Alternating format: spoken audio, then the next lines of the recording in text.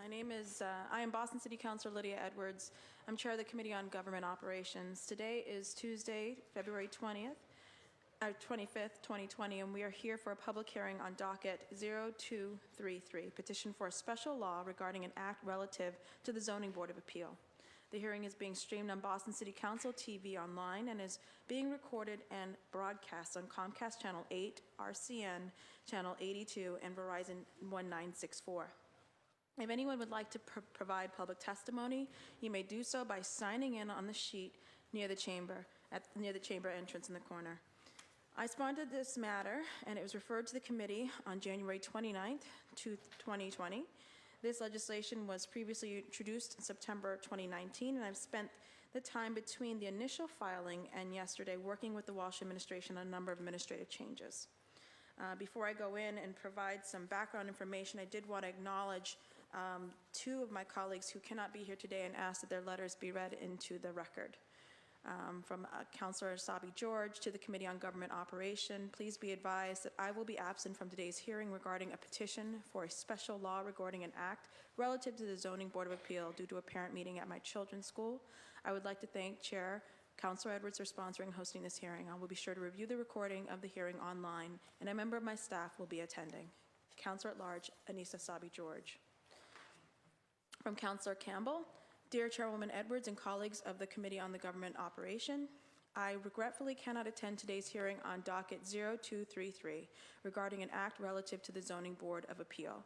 As more people in Boston are building and more communities are learning the zoning appeal process, I frequently hear concerns from my constituents about the appointment of zoning board members and potential conflicts of interest.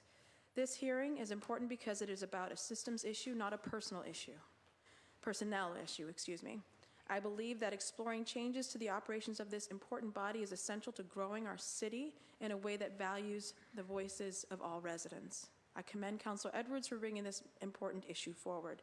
I will be ably represented by a member of my staff at today's hearing and look forward to reviewing the committee's report and working with the committee on any recommended next steps. Sincerely, Boston City Councilor Andrea Campbell.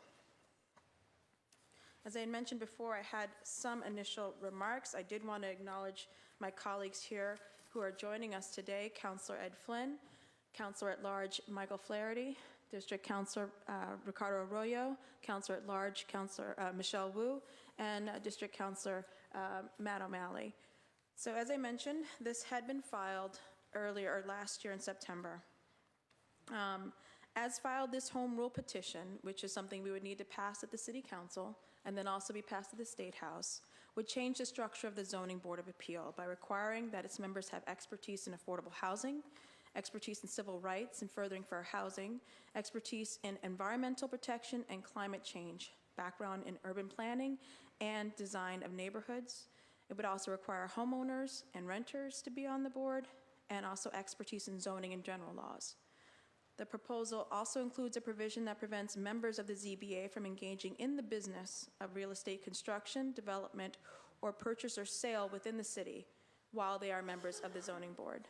The proposal also includes a provision that gives the City of Boston discretionary authority to require as a condition of appointment that ZBA members will not be engaged in the business of real estate construction, development, purchase, or sale within the city for up to 5 years after their term of service concludes, or set restrictions on activities following a member's term of service.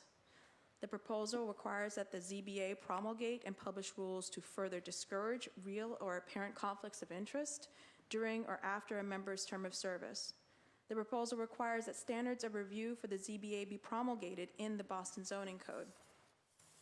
The proposal further requires that certain information be made available electronically, including contact information for the ZBA members, a subscription list for notice and advertisement of board hearings, and a record of its proceedings.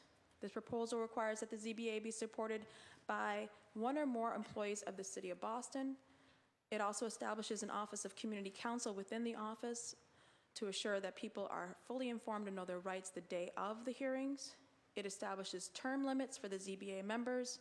It requires quarterly reports of the variances that come. It also requires, or it comes with the support of many of community organizations, including the Conservation Law Foundation, Boston Harbor Now, the Trustees, Pierce Park Sailing Group, Green Roots Harbor Keepers, Mystic River Watershed Association, Fort Point Neighborhood Association, and the Ponset River Greenway Council. We've been receiving support all day. We've also received many comments, and I wanted to acknowledge that, of concern expressed especially from multiple architects, requesting that the requirement for an architect be preserved and that architects practicing in the City of Boston be allowed to serve on the board. Before I turn it over to allow for testimony, I intended to have the public testify first and to allow folks who have come here already and who have been waiting patiently to speak to get through some of that list. After that, we will have the administration speak in response to some of that, but also to answer some of the questions we have about the pending home rule petition, and then we'll go back to to public testimony. Currently, as it sits, the ZBA, which we are trying to reform, has 7 or so positions guaranteed by statute. One position is proposed by the Greater Boston Real Estate Board. Another is by the Boston Society of Architects. One is by the Contractor or Employer Developer Group. The other is by the Building Trades Association. One at large, one from the Civic Associations, and then we have a chair. That is the form that we seek to change today through either changing who sits there or through addition or subtraction. What's not up for debate today is that we are going to have a change, a structure that's been around since 1962 that is governing how we build, how we move, and how develop needs absolute and complete reform. So with that, I'm going to turn over to the community to hear their ideas. Before I turn it over to the community and go through the list, if any of my colleagues wish to speak or have opening remarks, we'll go in order of your appearance. Or waive them. Councillor Flynn? Thank you, Councillor Edwards, for filing this home rule petition.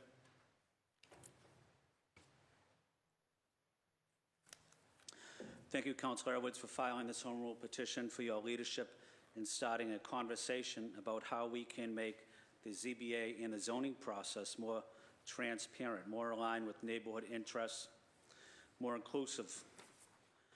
I know that the mayor also announced his actions to make the board more transparent as well and to strengthen the ethical standards at the board.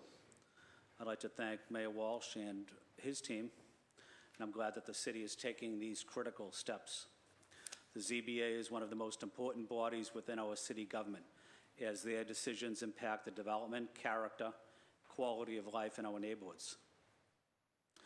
As I mentioned, when it comes to the ZBA, I believe that transparency is the most important part. I also believe that community process is a key, and that information must be easily accessible online or the weekly press for our residents regarding upcoming abutters meetings. ZBA hearing dates, as we discussed earlier, should be published electronically and in the local press well in advance of a project's ZBA date. I look forward to this discussion and working closely with the mayor and his team and our colleagues on the city council and improving the zoning board of appeals. One issue that is very important to me also is when we talk about transparency and publishing results online or notification online, I would also like to see this translated into various languages as well. Language access also has to be a critical part in the discussion about how we become more transparent in the ZBA issue. Thank you, Councilor Edwards. Thank you very much. Anybody else? Oh, I'm sorry. We've also been joined by Councilor Frank Baker. You've waived. Yes, I'll waive for the public. Councilor Arroyo. Councilor O'Malley. Thank you, Madam Chair. Just very briefly wanted to thank you for your leadership on this. Obviously add my name to the chorus of support of everything we can do to address and make sure that we're able to fight, unfortunately, the cynicism that comes with so much of government. It's permeated all levels of government. Whether you're an elected official or an appointed official, you need to not only live up to the letter of the law, but the spirit of the law as well. It is incumbent on us to do everything we can to make sure that we have as transparent a process as possible, as fair of a process as possible, as an open as process as possible. It is remarkable how every neighborhood is feeling the crunch of development in this city, and we want to make sure that it's done right. We can do it better, we can do it smarter, we can do it in a fairer system. So I think a lot of the issues that you talk about in this home rule make sense and will address a lot of the concerns that we have. I look forward to hearing from members of the public to see how we can even strengthen it more.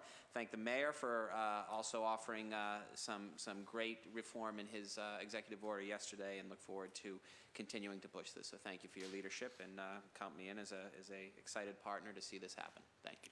Thank you very much, Councillor O'Malley. We've also been joined by Councillor Bach. Councillor Wu, did you want to? We're just doing quick opening remarks. Councillor Bach also waves. Okay, as I mentioned, we're going to go ahead and start with the public.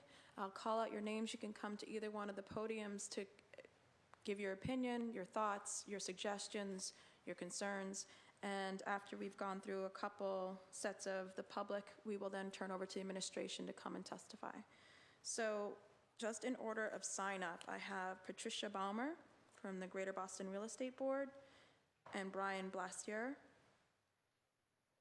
I have Fatima Ali Salam and Christian Simonelli.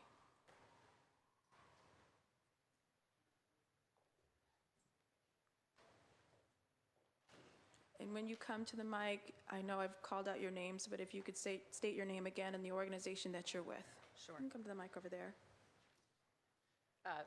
Chairman Edwards, members of the committee, thank you for the opportunity to testify before you today. For the record, my name is Patricia Baumer, and I am the Director of Government Affairs for the Greater Boston Real Estate Board.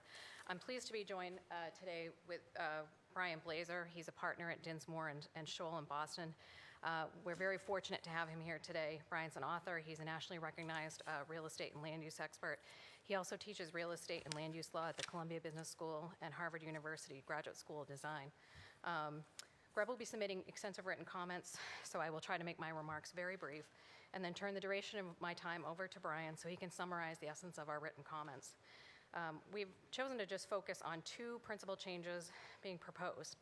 The first is the conflict of interest provision, and the second is the composition of the ZBA. Greg strongly believes that it would be inappropriate for a member of the ZBA to have any business connection to a property that they voted on, which receives ZBA relief, or to be involved in any matter before the ZBA where there may be an appearance of impropriety. If there are circumstances that create a reasonable impression that the public employee would be biased or improperly influenced when participating in a matter, additional safeguards may be necessary. When people enter public life, they bring their personal interests and experiences with them, and sometimes those interests can create an apparent ethical dilemma by conflicting with their responsibilities. And we must be careful, however, not to deter competent people from public service. With regards to the composition of the ZBA, Brian will be outlining our concerns in greater detail, along with our written comments, but we feel that real estate professionals do provide an important professional expertise. The purpose of the ZBA is to implement standards. They must review facts specific to the property and apply standards previously established by the Boston City Council and the zoning code.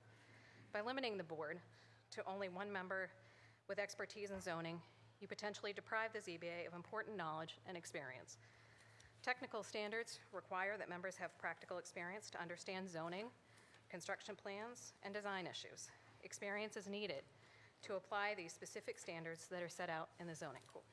We welcome the opportunity to work with the committee and the council and the administration to improve the process of the ZBA. And with that, I'll just yield my time to Brian.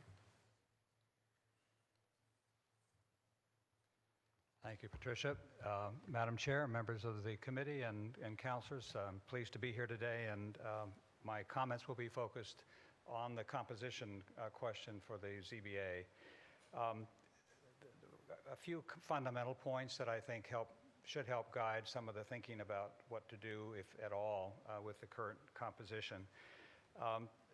The ZBA is an administrative body. It's not a legislative body, and it's meant to implement standards that have already been established legislatively through the statute and by the City Council through the zoning code.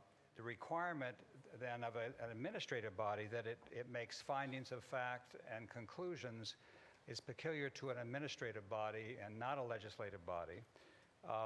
And one of the most important points is that in order to make those findings of fact and conclusions, you have to have technical expertise in the areas that are the jurisdiction of the ZBA, which involve zoning and building and construction and planning and design. The proposed Home Rule Amendment, petition, would replace the individuals having that technical expertise with persons having a policy focus. Affordable housing, civil rights and furthering fair housing, environmental protection, urban planning and design. All of these are very important policy concerns. It also adds a homeowner and a renter, which I think is questionable when you think about the loss of the neighborhood councils off this proposal. But the most important point here is that if the board loses the technical expertise that it currently has and has a policy focus, and it would not be in a position to effectively and competently, in my view, apply the technical standards that are within its jurisdiction. Essentially, what would happen is that the scope of the jurisdiction could easily go beyond what's been granted by the zoning code and by through the statute. In other words, if someone has an expertise in affordable housing or whatever it may be, climate change, what will happen is that there'll be the tendency to import those policy considerations into the decision-making, which is really a very technical decision-making process. Let me give you an example. If, for example, the city, through the zoning district, were to establish setback requirements for sea level rise, makes perfect sense that those standards already are in the zoning. But if they're not, and you have a question of a dimensional variance that needs to be granted or is being proposed to be granted, and you have a member on the ZBA who has a environmental climate change focus, who would look at this and say, well, we need to import climate change into our consideration of whether you should get a setback in this regard. That would be fine if, in fact, you had that standard in the zoning district, but when you don't, and you have climate change being imported into the decision-making process, what you're doing is going outside the scope of the zoning board of appeal. And the result is what's called an arbitrary and capricious decision. It violates due process because, in fact, the board has strayed beyond its scope of jurisdiction. One of the things I tell students that I teach over at the graduate school is that there is an important distinction between a legislative body that makes policy and administrative bodies that implement policy. Yeah. And the ZBA cannot be in the business of making policy, and it cannot have only policy people involved. We have a lot of public testimony to come Yes. through, and so if a lot of that is already in writing, that will be part of our continued conversation. Just to let you know, this is the beginning of the conversation for folks in terms of the way this works. We will have testimony here, we have written testimony. We will then have a working session where we get to the actual language, where we're going down to the comma and working on everything in very deep detail. All of that will have to happen. There might be more than one working session to the point that we get finally a finished product. But because there are people waiting to also testify, I wanted to acknowledge and thank you for your testimony, as well as expect then all of what you're saying will be in a written, comprehensive breakdown of the concerns for the positions and also the standards that we probably either need to change or not, lest we subject ourselves to arbitrary and capricious decision-making. Thank you, Madam. Thank you. I have a Fatima. Is Fatima here? Fatima, I'm so sorry. Fatima. Hello? Yes. Good afternoon, Madam Chair. The Greater Mattapan Neighborhood Council, GMNC, generally supports the Home Rule petition offered by the City Councilor Lydia Edwards for a special law regarding an act relative to the Zoning Board of Appeal. We believe that the language should include to not exclude those who have technical expertise of engineers and architects. These individuals may be chosen from academic backgrounds and not be involved in development in the city nor hired for projects. First, we thank the mayor for signing the executive order designed to strengthen conflict of interest and financial disclosure rules for the Zoning Board of Appeals. We agree with Councilor Edwards. It's a good start. As an elected resident-based neighborhood council board from a majority, minority, and low-income neighborhood, we reflect the cross-sections of our greater Mattapan community, those threatened with residential displacement, as well as those who are trying to remain in our community, but have been unable to afford the escalating home and rental prices in Mattapan and nearby. Over the last year, we have heard from residents a growing distrust in the city's processes. The most recent projects which have come before not only the community, but the media, have reinforced some community members' beliefs that the deck is stacked against them from the outset, that it's a developer's world and we must fit within it. The city must address its residents' mistrust of the processes through a comprehensive, independent review. It is paramount that residents believe in the transparency of a city department that directly affects their day-to-day lives in very permanent manners. Zoning regulations and those who apply them are supposed to shape the development of a city. As the daughter of one of the architects of the city's zoning codes, I have an appreciation for the complexities inherent in designing for inclusivity and growth. The ZBA processes can be strengthened not only by the changes set forth in this act, but in supporting departments, and would include the sustainability and equity components sought under the city's Office of Resiliency. The required transparency must occur at the earliest stages of the review process. To realize these goals in measurable and equitable ways, the Council recommends that the City Council look toward the LEED in neighborhood development standards, a ready-made set of environmental standards for land development. The standards can be useful to anyone interested in better community planning and design, including government officials. The Council is looking on how to adopt the LEED ND as part of our own community standards. As a neighborhood that is engaged in the BPDA's Plan Mattapan master planning process, we are all cognizant of the necessity to be thoughtful towards the needs of future residents. We do not want our neighborhood to fall into the trap of, if you build it, they will come. The crises in the cities of Los Angeles and San Francisco should be a reminder of this outcome. In conclusion, a neighborhood is more than a boundary drawn on a map. It is a place with its own unique character and function, where people can live, work, shop, and interact with their neighbors. The most sustainable neighborhoods tend to exhibit high levels of walkability, a sense of place, social cohesion and stability, and neighborhood resiliency amidst changing economic and social political conditions. The Greater Mattapan Neighborhood Council asks that the Boston City Council consider this when choosing the mechanisms that will produce transparent accountability. Thank you. Thank you. Just for time's sake and going forward, if you have a letter, if you could summarize it and submit it as written testimony, because I want to get as many people to testify as possible. And I'm only calling the folks who clicked or who actually circled yes to testify. So if your intention was to sign in, but you did not put yes, and I just have your name, I'm going to skip that in this round and call up those folks who signed up and put yes to next to that. I have now Christian Simonelli. I'm going to go ahead and go with Luann O'Connor. Also can come down. Eileen Smith. Thomas Schiavone. And I have another one, Matthew Barrison. And again, we'll try and keep the testimony to no more than 2 to 3 minutes. And please don't read the letter, just make a testimony. Thank you. Name and organization. Thank you, Madam Chair. Christian Simonelli, and I serve as the Executive Director of the Boston Groundwater Trust. My comments will be brief. Our organization was established by you, the City Council, in 1986, and ultimately our job is to report and monitor the groundwater levels in areas of the city where we have wood piling supported structures. For close to 15 years, as an organization, we've testified at the Zoning Board of Appeals when a project has triggered Article 32, the Groundwater Conservation Overlay District zoning.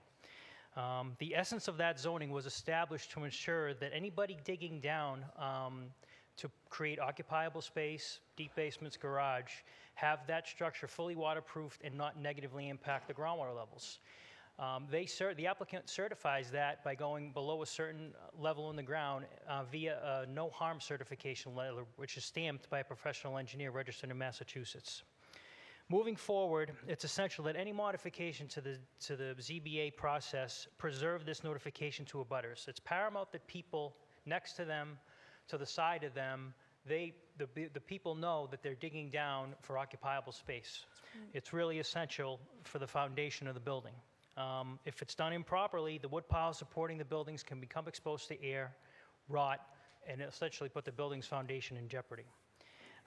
This is of particular importance because the Trust Board has recently approved an expansion and a modification to the existing G-code zoning that was adopted in 2006 and expanded in 2007 to include areas such as East Boston, as we all know in the room, has experienced unprecedented growth and will be required to comply with the provisions of the G-code if, in fact, the work they're doing does trigger it.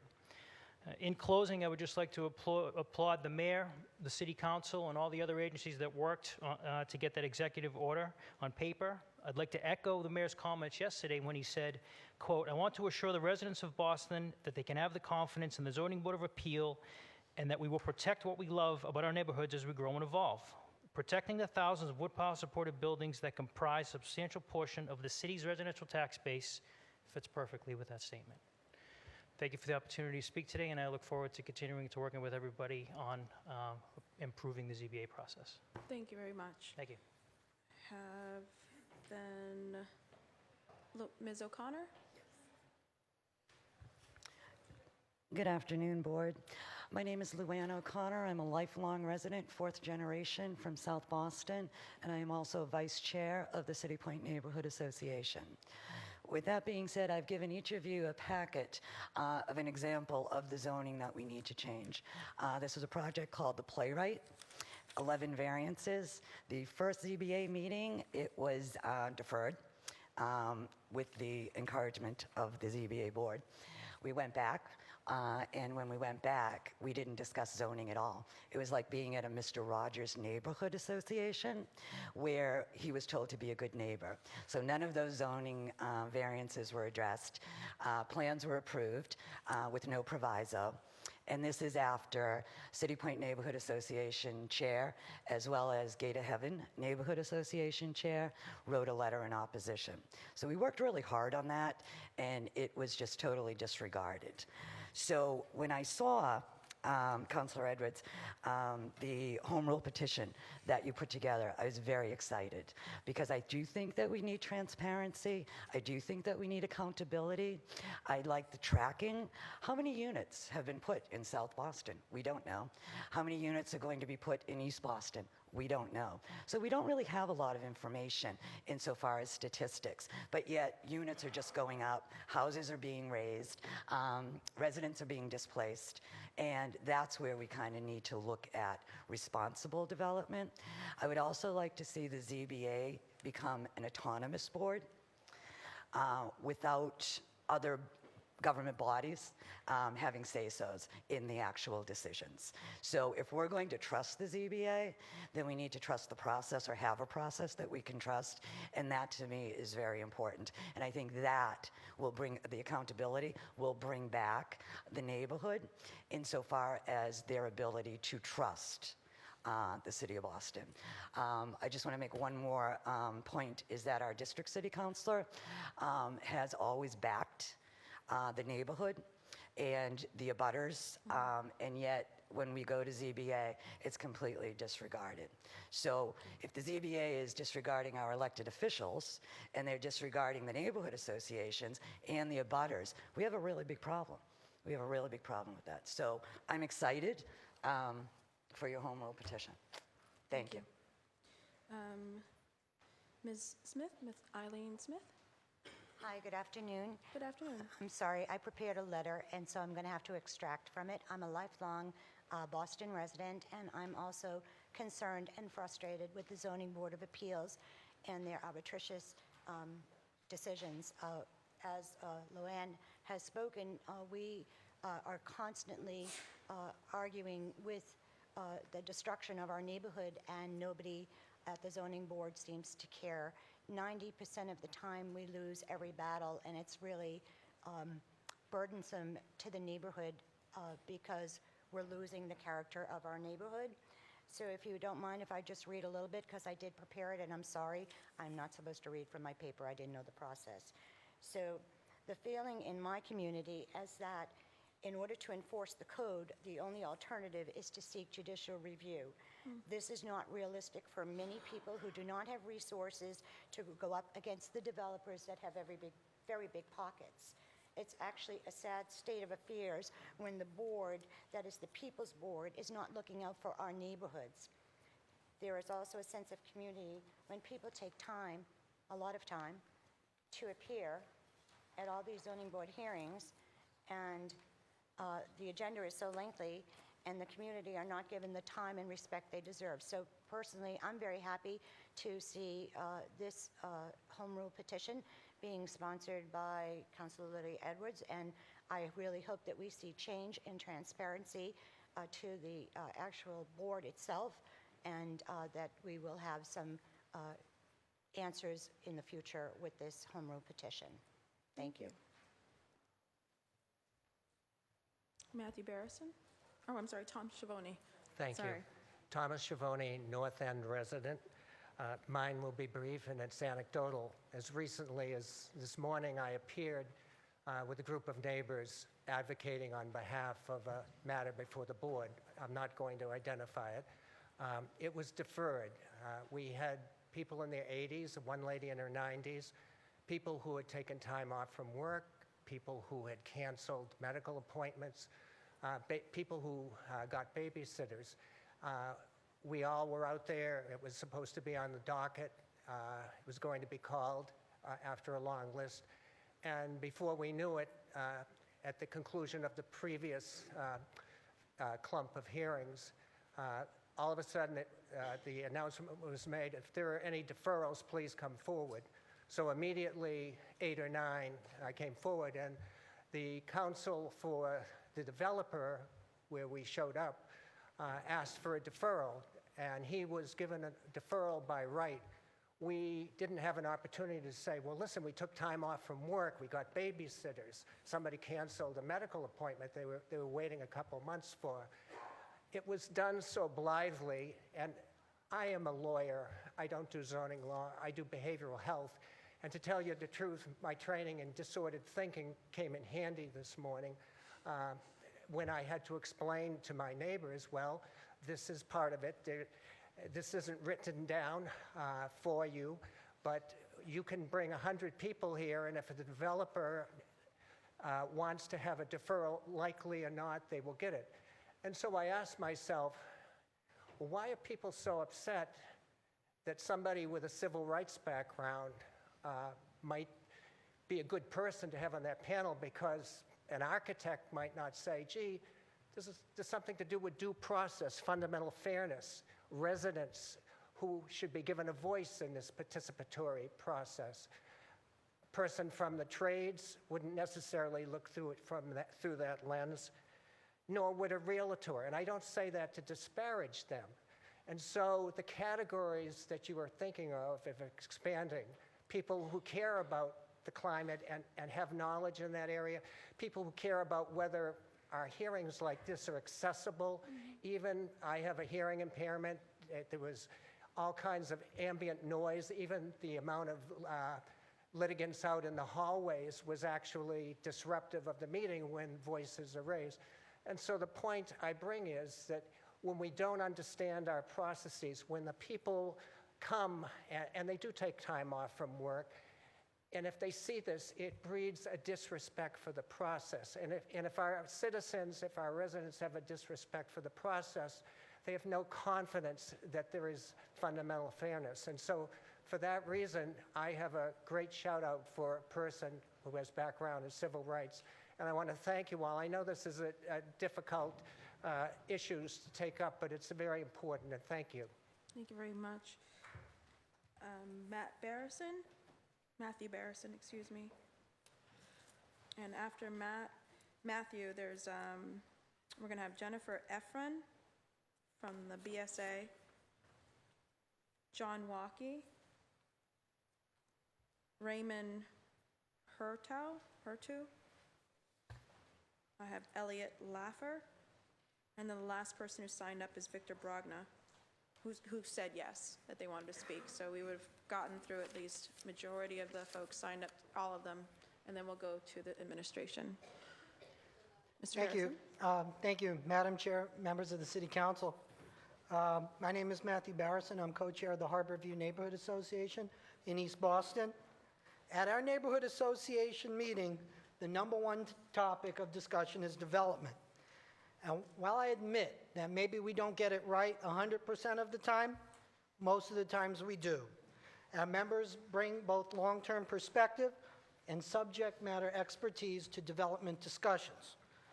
However, many residents don't bother coming to the meetings. And it's not because they don't like us. It's because they feel like their comments and their votes don't matter. Well, I disagree with that, and I can point to many examples where we have worked with developers to make better projects. I understand their frustration. The target of their frustration? The ZBA. And as evidenced by the turnout here, it's clearly in need of deeper reforms than those proposed by the mayor. In my personal opinion, the main issue facing East Boston and perhaps other neighborhoods in the city is rampant speculation driven by levels of capital, both foreign and domestic, that simply remove average buyers and average renters from the equation. We have seen various developers in East Boston, MG2, City Realty, Volney Capital, and others, purchase property for well above market value. This speculative activity drives up costs for everyone and lends itself to the creation of predominantly luxury units. To add insult to injury, 9-unit proposals have become the norm, as such developments do not trigger the IDP threshold of 10 units. When such developments are approved, they often alter the fabric of the neighborhood that are otherwise coherent. And I'll close with this. Article 53, Section 51, 2J of the East Boston Zoning Code states in part that, quote, new residential construction should respect the standards of scale of existing residential construction. For too long, the ZBA has been ignoring this mandate. I hope that the reforms proposed today will help reorient the body to its mission. Thank you. Thank you very much. Ms. Efron? Councilor Campbell, members of the City Council, nice to see you all. I am here on Councilor behalf... Edwards. I'm sorry. Okay. I am so sorry. It's okay. Councilor Edwards, I get nervous. So anyway, I am here on behalf of the Boston Society of Architects, which is a chapter of the American Institute of Architects. We submitted a letter as well, so you'll have a chance to read that, and I will not read from that. But I am here to reiterate the importance of architects' role on the ZBA. Architects are bound by professional ethics, and they also have a passion in their area of expertise. On the ZBA, the BSA architect representative was called on to review technical aspects of plans before the board, which is a crucial role and will be a crucial role ongoing. We fully respect and support the need for representation in other areas of expertise and from residents. We also feel that architects are on the front lines of many of the issues and initiatives that you brought up. They are designing for climate-resilient buildings and neighborhoods. They're putting forth innovative ideas for affordable housing, and they are deeply involved in urban planning and neighborhood planning and community engagement. The ZBA needs an architect to ask questions and review plans from a technical perspective. We recognize the need for change, and we really hope that we can be with you to be there as you create those changes as a voice of passionate and also technical experts. And I also, one of our members is also here to speak, and he actually meant to check yes, so. Feel free. All right, thank you, Councilor Edwards, for your leadership on this issue. I'm Kevin Diebler, a resident of Dorchester and a practicing architect. I'm the co-owner of Rody Architects, which is based in the South End. Thank you for hearing this testimony today. I'm going to support the position for leaving an architect on the ZBA. I'm speaking on behalf of my own beliefs, but it should also be known that my business partner has been nominated by the Boston Society of Architects to be the next architect appointed to the board. I'm representing him since he cannot be here today. And I've brought copies of this letter. We've submitted this to your chief of staff for his letter of intent for that. We support the position to make changes to the ZBA in an effort to strengthen public trust in the eyes of the citizens. We decided 15 years ago to start a firm and base it in our own neighborhood. It was evident that the community deserved a more inclusive process and better design solutions with more transparency. I'm glad to report today that we're designing projects for clients creating both affordable and market rate housing, nonprofits, hospitality, industrial, commercial, and institutional projects all over the city and in every neighborhood. These projects actively engage with the zoning code. We need to recognize that Boston is a complex city, and its zoning code, like any written code that attempts to describe form, is equally complex. Boston has layers of history, a lot of topography, and hardly any right angles except in South Boston and the Back Bay. It's a very complex city. Cases before the board are controversial and critically important for applicants, residents, and the city. Licensed architects, we can generalize, are the professionals who understand both the physical realm of plans and the factors leading to the violations. Thank you. Mr. Pisani, the former architect board member, I'll wrap up very quickly, Okay. Was adept at reading plans and asking the kinds of questions that helped applicants explain their position. It's a position that can actually help applicants before the board. Not every applicant before the ZBA is a developer. There's a lot of residents that need to do very simple things, and an architect, the right kind of architect, can pass that through. Please consider the fact that design and architecture is critically important to the health of cities, and the presence of our discipline on the board makes this apparent to the constituents you serve. Thank you for your time today. Thank you. And I do want to again acknowledge, as I did in my opening remarks, the amount of comments that we did get from the architects, the BSA, and the work that you've done with many of my constituents in helping them in negotiating development issues, sitting down with them and helping them understand the plan. So I did want to acknowledge that. Thank you very much Appreciate for your that. testimony. I think it was John Walkie. Hello, John Walkie I work at Green Roots. I'm a 13-year East Boston resident and been an environmental advocate in East Boston for the past 15 years. And in light of my experience of working on a number of projects that have gone through various processes at the BPDA and the Zoning Board of Appeals as well, I'm speaking out in strong favor of this home rule petition and would echo many of the sense of frustration we heard from the neighborhood representatives from the North End and Mattapan. The concerns about displacement, the concerns about the process being disrespectful to the time and interests of the folks who show up, and as one of the counselors said, it leads to a cynicism in the whole process, which is pretty rough to overcome and pretty tough to get people civically engaged when they think the whole thing is just a sham.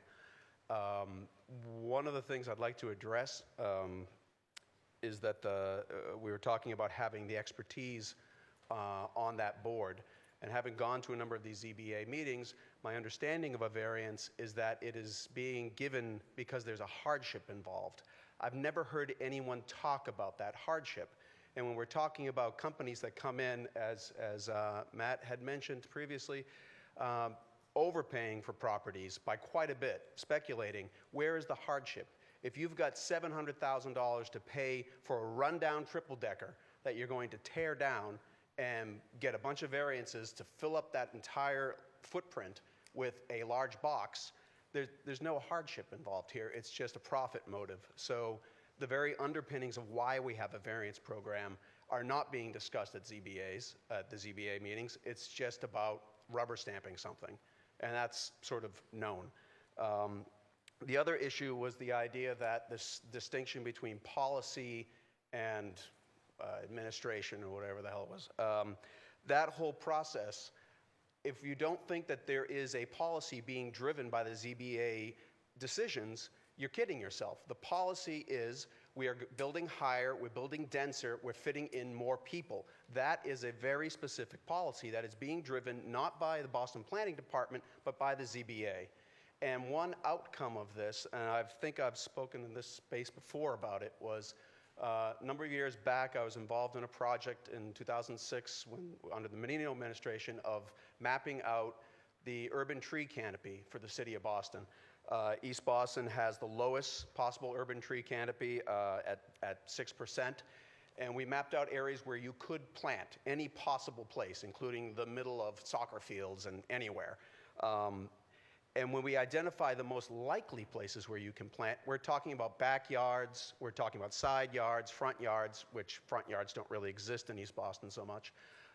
And from a shout out to Nat Taylor in East Boston, who wrote some code to download a lot of the PDF files from the city of Boston to Cuisinart that data and provide some information. And then my own data collection of having gone to 10 years worth of Eagle Hill Civic Association meetings and listing out the variances that were asked for: side yard setback, rear yard setback. We are filling up all the spaces that we have to plant tree canopy. So the BPDA can come out with a policy that says we want to have more canopy for all the different benefits that it could have, heat island effect and whatever.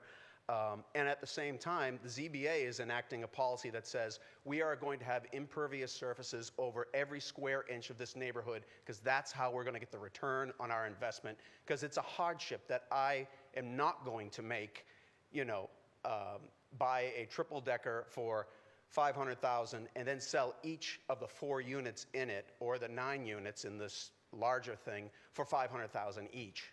I mean, that's not a hardship. So thank you. Thank you. Raymond Hartau? I apologize if I'm mispronouncing your name. You got it pretty good there. If you just, your Yeah. association. Or I did, yep, thank you. Chair Edwards and members of the council, thank you for listening to us. So my name is Ray Hurto. I'm actually a smaller independent developer, so I already realize off the bat I have lasers on me here. But what I'm trying to represent, I think, is an opinion that may not be heard all the time as well. As the gentleman before me just mentioned, the stigma is that it's all about profits. And so just to summarize, obviously, yes, no one wants to work without getting paid for it. I understand that. We're not a nonprofit as some other organizations are, and we typically don't accept, money from special interest groups. I also want to express my opinion that I don't agree with the zoning code as it is today, and I don't agree with the zoning board as it is today, and I definitely support the comments made where there should be no conflicts of interest on the board. That should never exist, and everyone's voice should be heard. But what I do want to stress is that we do live in Boston. We live in the city of Boston, and it's a city, and whether we like it or not, and for those who have been here and have seen it grow, I'm sure there are, the woman who mentioned she's been here 4th generation, must have been monumental change. And I can think back because, sometimes we look at the old ward maps and we can see Boston and its many districts used to be, in some cases, farmland. And what did we do when there was demand to live there at that time? We had to build, and we had to build more densely. And I'm sure at the time, those people who sold, whether you like it or not, we've had projects where we've gone to zoning and lost. The person who sold us the property, wanted their price. It was a high price. Many people view it as not being fair. But the point being that if we aren't thinking towards the future in terms of density, which I know is an unpopular idea, and if we're not thinking towards also the impacts of that added density with the public transit, I know we have problems there too, we're going to continue to have a supply shortage. And I would argue that a supply shortage is one of the leading factors as to why we have high demand and people that can't stay here. Because when you have a huge demand, which we've had 275,000 people move to Boston for jobs, but only 108,000 new units, more or less, according to a Boston Globe article recently last year. What do we expect to have happen? So I think if we can find a way to, and as the other gentleman that spoke before me put, make the zoning board more of an exception to the rule and not a barricade that everything has to go through. If we remove some supply constraints, we will find that not only will we, quote unquote, develop more units and have more supply, but if we can satiate that demand, prices could fall. So I appreciate the time, and I did submit my testimony there further. Thank you So very thank you. much. Elliot Lafler, and then Victor Brogna, and then the administration. Madam Chair, members of the council, my name is Elliot Laffer. I've been a longtime member of the neighborhood and board member of the Neighborhood Association of Back Bay, but I'm speaking here today as an individual. And I've spent a lot of time in front of the Board of Appeals, both in my roles at NAB and in my earlier role as Executive Director of the Boston Groundwater Trust. And first of all, I want to say that obviously there shouldn't be conflicts of interest, and any board that's set up that doesn't recognize those is not operating properly. But I think the most fundamental problem with the Board of Appeals isn't actually with the board. It's with how many cases are in front of the board. We are zoning by exception. And that means that everybody winds up in front of the Board of Appeals. We have a quote, community process where there's an attempt to, let's, solve certain things. And I spend a lot of time in that community process, and we reach agreement a lot of that time. But if the zoning code were properly written, we wouldn't spend as much time trying to smooth things out and get in front of a board that ought to be hearing exceptions. The board also deals with two kinds of cases. It deals with conditional use permits and variances. Conditional use permits, theoretically, if you meet the conditions, the expected answer is yes. Variances, most of the time, the expected answer is supposed to be no. But if you spend time in a Board of Appeals hearing, and I know that all of you have had the good fortune to do that, there are 50, 60 cases, probably 40 of them, maybe 50 are asking for variances, and maybe 2 get turned down, and maybe not even that number. So we're doing something wrong in the way that we legislate, or in the way that we act. And that charge of what is a variance, if you talk to people in other cities and towns in the state, I once worked for someone who was on the Board of Appeals in his town, and he said, gee, they see like 2 appeals a month, and it's for things like, I can't build a house because there's a ledge here, and so I can't build in the way that it's defined. Here it's sort of, I want 4 stories, and the code says 3, so I have to ask for a variance. That's kind of an odd way to run a railroad.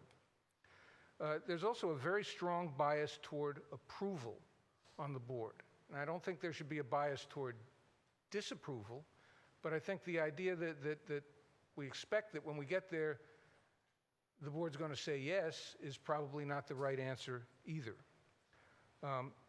Also, in one last piece, I really do think that an architect is an important piece of the board. And if the board were acting in the way it's supposed to be acting, the architect would be even more important, because those questions would be architectural questions. There'd be a lot of need for expertise, and just the ability to say, yes, this is a legitimate reason why this needs an exception, and an architect could answer that. So I applaud your effort to fix this, but I think we need to think about fixing something beyond just the composition of the board. Thank you. Thank you very much. Victor Brogna. Good afternoon, Madam Chair and members of the council. My name is Victor Brogna. I'm the Zoning, Licensing, and Construction Chair of the North End Waterfront Residents Association, but I speak today personally because what I'm about to say hasn't been run through NURA for a vote. And what I'm going to say is that there is an elephant in the room that no one, certainly in room 801, the Board of Appeals doesn't recognize the elephant. And I think today the elephant has been to some extent recognized, because Elliot Laffer and the gentleman who spoke of no hardship, in a way, get to it. The elephant is that the Board of Appeals, for at least since 1967, when I had my first contact with it, has been ignoring the limitations on its authority given to it by the legislature. I'm not going to read much because we don't have much time, but I do want to read at least and point the public and the press to, because the council doesn't need to be pointed it out, to Article 7.3 of the zoning code, conditions required for variance. The Board of Appeals shall grant a variance only if it finds that all of the following conditions are met. And it goes A, B, C, D. I will not read them all, but I will start with A, that there are special circumstances or conditions fully described in the findings, applying to the land or structure for which the variance is sought, such as, etc., but not to the neighborhood. So, in my 18 or so years association with the North End Waterfront Residents Association, I can't remember any application for a variance, appeal for a variance, coming up for a community discussion that said, I can't use my property because of the configuration of the lot. It's always, as Elliot Laffer pointed out, I have 3 stories and I'd like another story. That is not a grounds that is permitted. The elephant in the room, no one is talking about it. It should be talked about. I want it talked about after today, and I hope the press picks it up. I'm not taking a position, however, because there are 2 comments I want to make. One is that the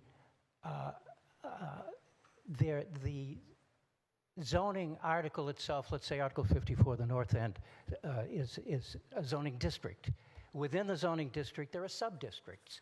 The multifamily residential sub-district, the Hanover Street Community Commercial sub-district, but they don't zero in on individual parcels. Perhaps there's a mechanism necessary to zero in on individual parcels that the Board of Appeal is filling the breach. I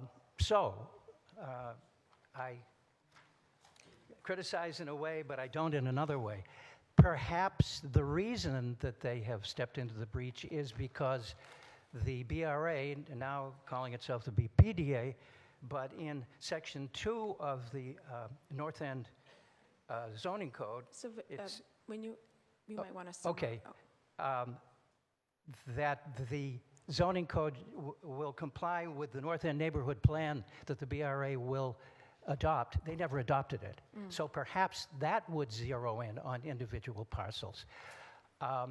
Finally, I want to say that there is a fundamental unfairness because if you have the assets to hire an attorney, we know, part of the elephant in the room, that the Superior Court will annul the variance. If you don't, you have to live with what was built next to you with a side yard requirement ignored. These are all things that I think need to be discussed at some point. May not be in this forum today, but I hope they do get addressed. Thank you. Thank you. The administration, if you wanted to come, maybe don't want to, but. I'm speaking. Yes, but so I went through 2 lists, and so you're on the 3rd page. So we will come back to public testimony, but I cleared up the list that I had when we first started.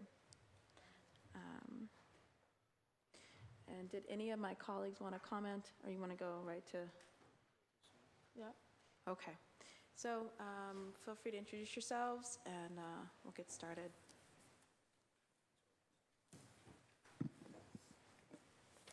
Thank you, Madam Chair and members of the council. My name is Jerome Smith, and I am the city's Chief of Civic Engagement and the Director of Neighborhood Services.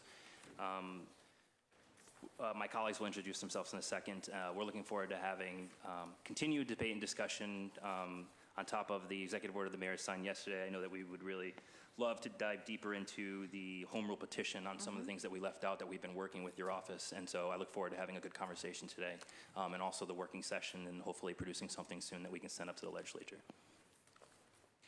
Okay. Hey, my name is John. I'm not used to this. My name is John Toll. I'm the Mayor's Senior Policy Advisor. Dion Irish, Commissioner, Inspectional Services Department. Did you have any statements you wanted to make, or do you want us to just go right into it? Just Jump right in. right into it. Okay. So you've, well, actually, no, I'm going to ask, I know my colleagues are here later than usual, so I'm going to actually let my colleagues, if they would like to, in order of arrival, if they would like to go into questions. So Councillor Flynn?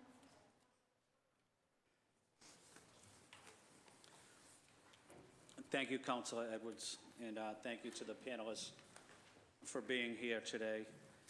I wanted to know what is the proposal by. Oh, and I'm sorry to interrupt, Councillor Flynn. I'll probably put us on a 5-minute so that we can get to all of us at least in one round. Is that okay? Just want to let you know. Thank you. Okay, I'll be brief. What is the?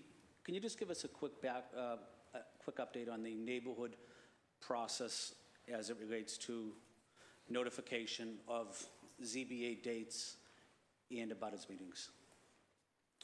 So for when an applicant goes before ISD, I'll let the commissioner speak to the dates of ISD.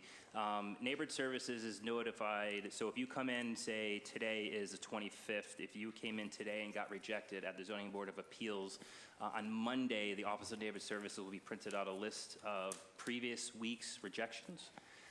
Once we get to that list, we notify all the applicants that they are to be required to go through a public process. That public process is to reach out to their local neighborhood association. If there is one that is existing in the area, we provide them the contact information that the neighborhood association wishes to have used.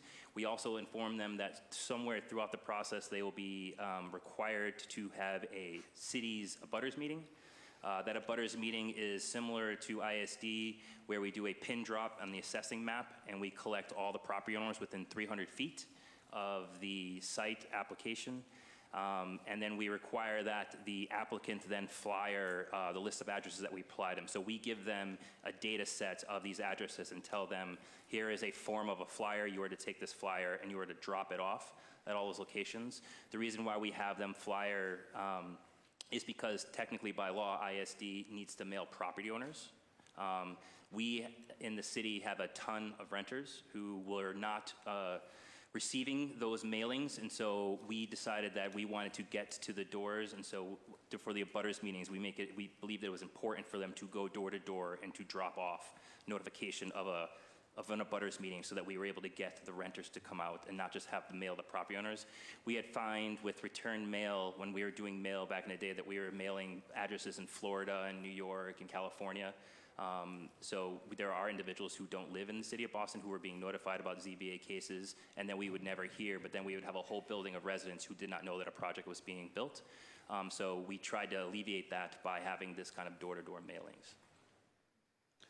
Thank you, Chief. And so the applicant would distribute the pamphlet to residents in the impacted neighborhood.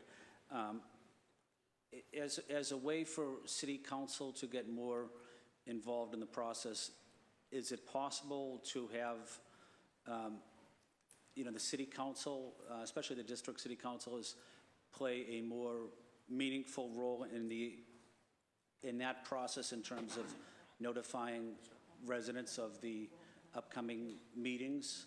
Put it on the District City Councilors that they have to be involved and engaged in that notification process. I think that we would welcome assistance from any of the 13 city councilors who would like to advertise and promote public meetings.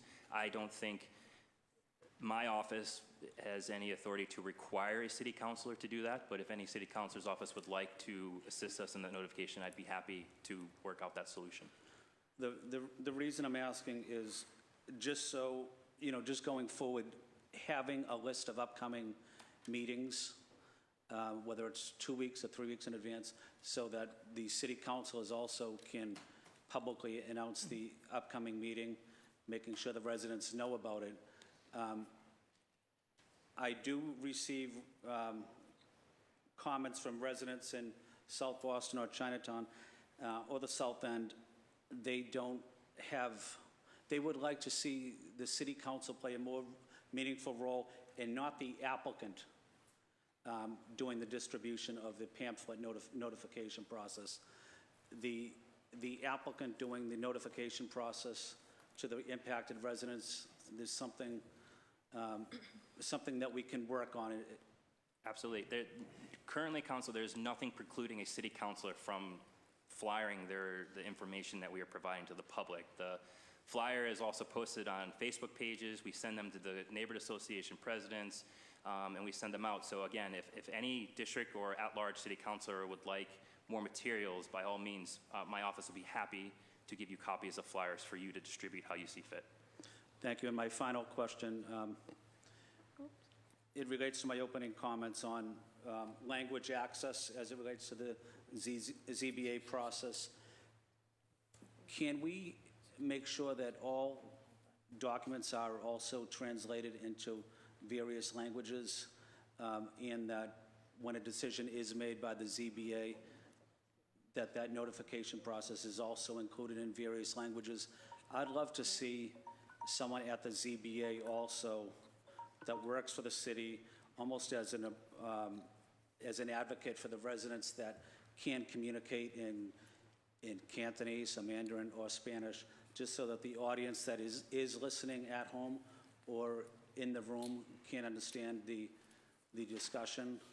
And it's budget season now. Maybe it's the responsibility of the city council to advocate more forcefully for language access in city departments. I don't think we've done enough of that, and we need to do a better job making sure that all of our residents are heard, especially residents that may not speak English as well.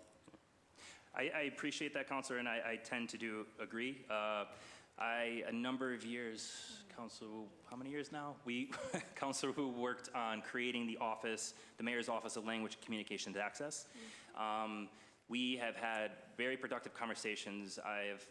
Was capable of finding a very brilliant woman, who has been leading that department and doing yeoman's work about bringing the city to that level. We actually do produce all of our flyers in whatever languages that we know of the dense population, and we're happy to produce. If there's other languages that we haven't, Councilor, I would love to know about those so that we can produce those.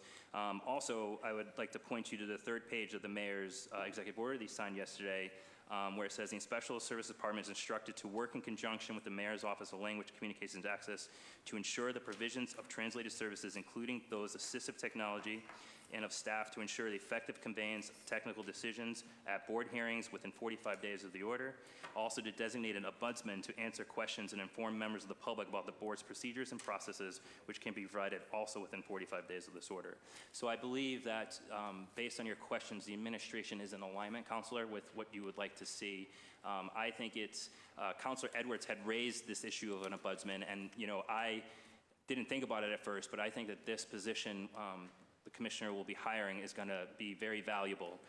They're more often than not, some of my staff look for kind of the lost faces. Sometimes we have residents who walk in and there's like short words and keywords that are being used, and people are just not sure what's going on about the process. Yeah. So I think having someone clearly identified in the room, as the councilor had requested, whose sole purpose is kind of walk residents through what they're experiencing and what they're seeing, is going to be invaluable.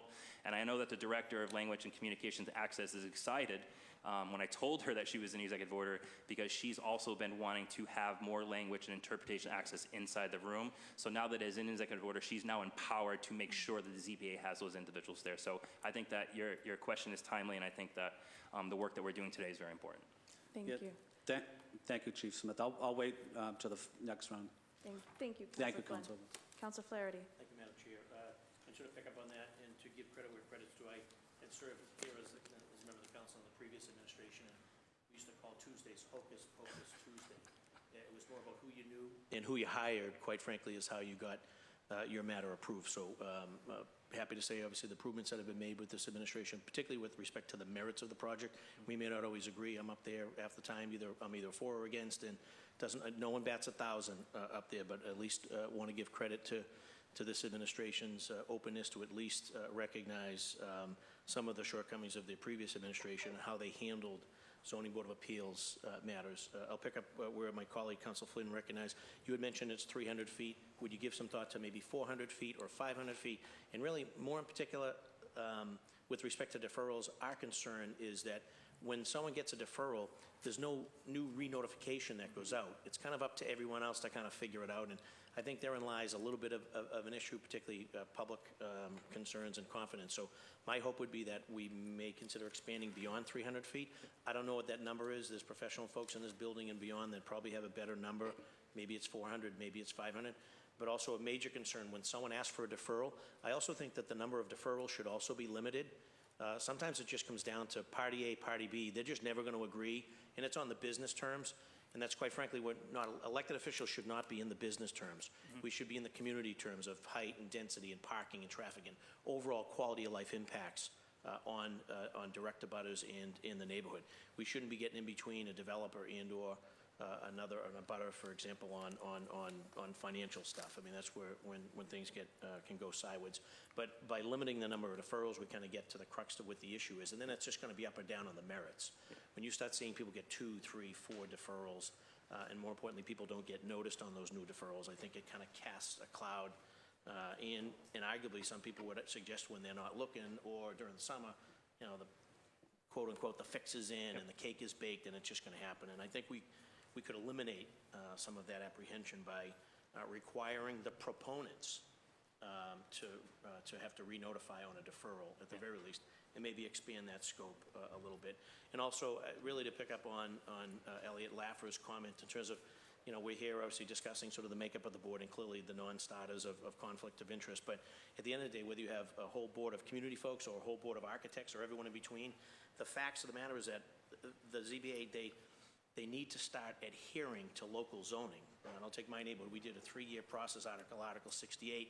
You would think that moving forward, the variances would be de minimis, but they're still coming in a big way across the city. And I know that the BRA, working in partnership with Neighborhood Services and the over at 1010 Mass Ave, our Inspectional Service Department, neighborhoods go through rezoning. Obviously, we just got through a rezoning. I know that other neighborhoods are looking for rezoning. That rezoning is done, you know, it should be done periodically, or at least as needed. And when that new zoning hits, the suggestion would be that, you know, like other cities and towns, that we have a zoning board of appeals that adheres to that local zoning as strictly as possible, because that's what the people want in their respective communities, and that's what we just went through this lengthy and arduous process of inserting.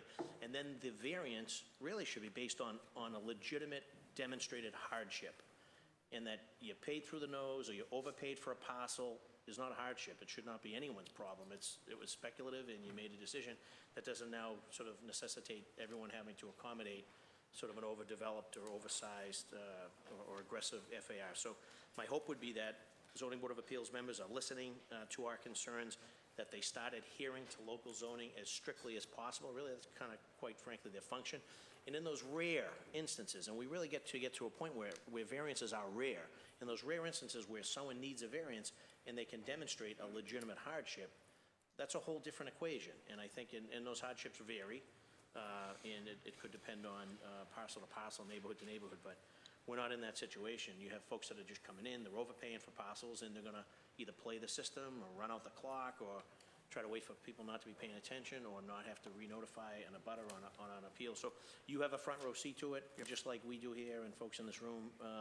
If there's anything based on your experience, because you're, quite frankly, you're in the weeds and you're in the lion's den on this, if there's things that you see at your level that you think that we should be inserting either into this piece of legislation here or working with the administration, consider me to be a partner here, because I understand the difficult role that you have and that Dion, obviously, and John on behalf of the mayor have. But what we have is we have sort of this sort of cloud out there that, and I don't want to go back to the days of having Tuesdays be called hocus pocus.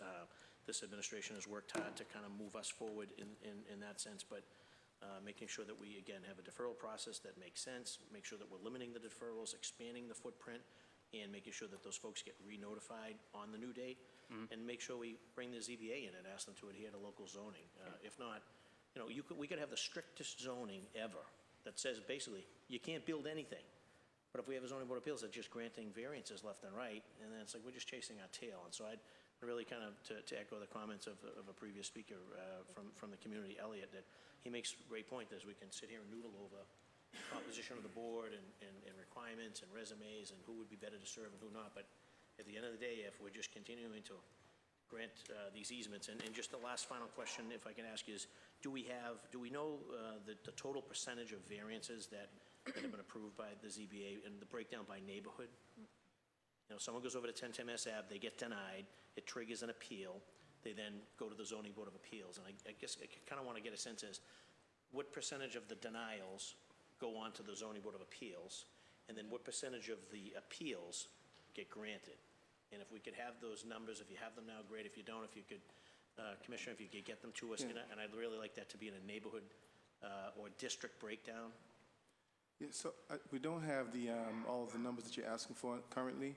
I can say from looking at the last 5 hearings that we've had, about 66% of the denials that were heard are cases that involve 1 to 3 family homes that involve alterations, without to existing property or an existing business. So typically, most of the agenda has been for small projects. But we can get you more data. I was going to allow Council Flaherty one quick follow-up. Thank you. And then maybe just to throw on the subcommittee, we had started a subcommittee process, which was I think this administration created that subcommittee. So what are the current requirements by which a project goes to a subcommittee versus regular? And I think Dion was just sort of alluding to sort of those 1, 2, 3 family things where expanding some living space and maybe. So putting something on the we porch. created the Thursday because a lot of individuals, mostly occupied homeowners, homeowner-occupied units, were getting bogged up in the longer days. Right. When I first came on in the job, the concern that we were hearing from the public is that the ZBA days were too long, there were too many cases, so we actually dove in and found what we just inside deemed as least offensive projects. And they were the homeowner-occupied units, small units, dormers, back decks, things like that, and we shifted those to Thursdays. That freed up the Tuesdays to have more cases, but what's now happened is that it's also sped up the process, and the public has been churning out more processes. So even though you have a smaller project on a Thursday, you still have to go to the neighborhood association, you still have to have an abutters meeting. And so what we've kind of done is, understanding that we had a 4-month backlog of the ZBA, we created this Thursday, we sped everything up, but we've also increased the workload of these volunteered resident groups by having more cases go through. And so that was just that is a negative of us trying to be more efficient on the board side. To your comment about the 300 feet, Counselor, I'm happy. If any of the counselors would like us to increase that, I mirror what's it's in statute for ZBA, which is 300 feet. I just mirrored that just to be uniform, but I am not bound. The abutters meetings was something that I created to try to get to renters because I felt like they were being left out of the process. So if you were asking neighbor services to increase that, I could gladly do that, to do 500 feet or whatever some of the counselors think. You wouldn't be bound by statute? I'm not, my abutters meetings are not by statute. It's what I created in order to allow, because right now by statute, it's property owners that get notified. And as you know, Counselor, a lot of renters are in the city. I'm a renter myself. I never would have gotten any notification about a home being built on my street. So we do the butters process because I'm trying to get more renters involved in the community process. So if you are asking for our office to consider going further, I'd be happy to go further. But legally, I know ISD is bound to mail 300 feet. But for my butters process, I gladly will expand that if the council felt that that's something I should look at. Thank you, Chief. As far as deferrals, I agree with you. I think that there are times where applicants may not have everything in order. Or something new has come, sometimes through the community process, you have a last-minute agreement with your butter that you want to put trees or some sort of buffering along the side of your building and you want to get a couple times, you should be able to ask for a deferral. I agree that you should probably get maybe 1 or 2 deferrals. I do see projects that come before the board and defer up to like 6 times, and sometimes the board itself, you can see in their hearings, they get fed up. And I think that in a conversation about some sort of standard about how many deferrals, maybe it's something that we should talk about. I know that occasionally you will see at a board hearing where the board will look at the applicant and say, you've been here 4 times. Why don't you get yourself in order and come back? We'll deny you without prejudice. That way you can come back within a year and not have to wait a year. But maybe if there was some way that the city more affirmatively said, you are guaranteed this number, then that's what we look at.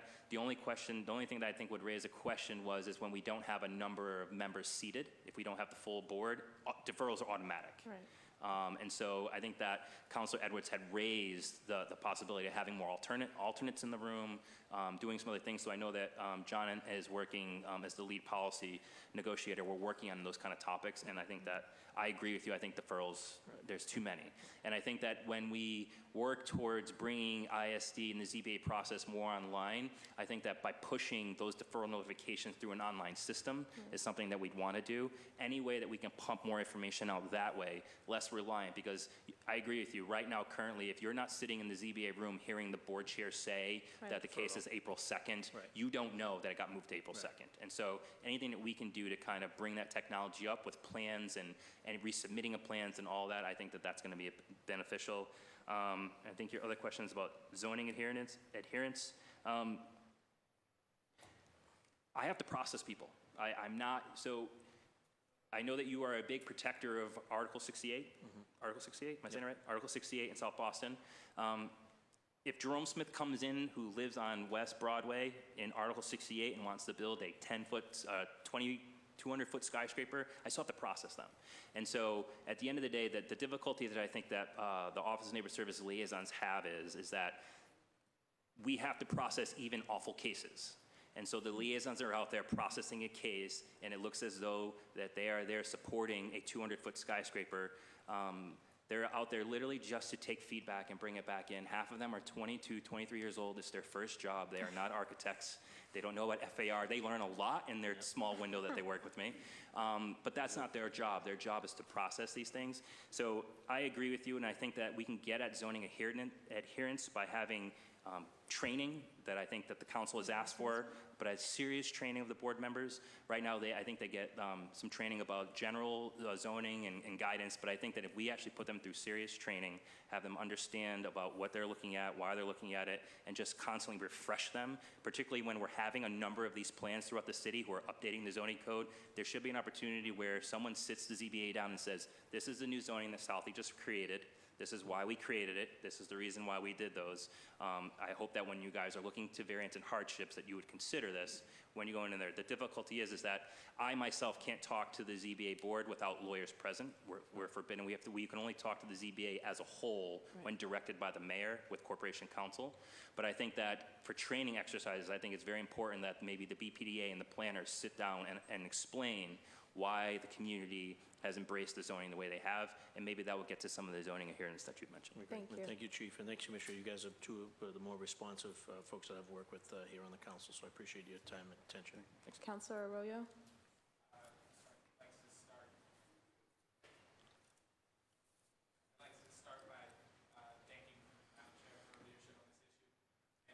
The public who came here and spoke today.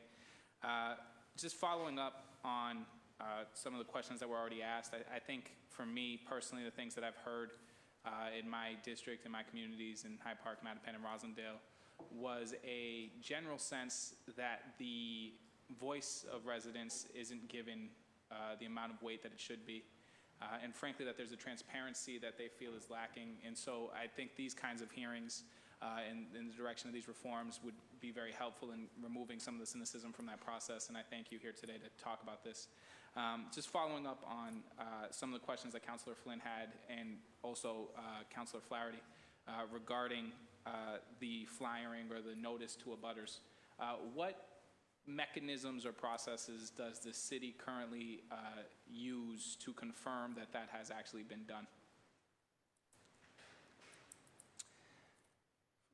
The flyering, that the applicants actually flyer? That it's actually happened, yes, that flyering has actually been conducted. The liaisons call certain addresses that we have provided them and speak to residents and ask if they have actually received notification. And so there's a random calling element to this where they just randomly call a name or a number? We ask residents if they have received notification from an applicant. Okay. And then following up on a similar vein, what mechanisms does the city use currently to measure community input, specifically community support or lack thereof on projects, and are they given equal weight? I work for an elected official, so I provide my elected official that I work for the information, and he makes the decision on where his office stands, similar to how I think that each of you would make decisions based on the staff information that they bring to you. And just to be specific in terms of my question, obviously there's a community meeting process. sometimes there's an impact advisory group.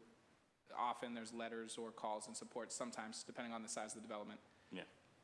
Each of those separate components, are they given equal weight? Or are they weighed in different measure?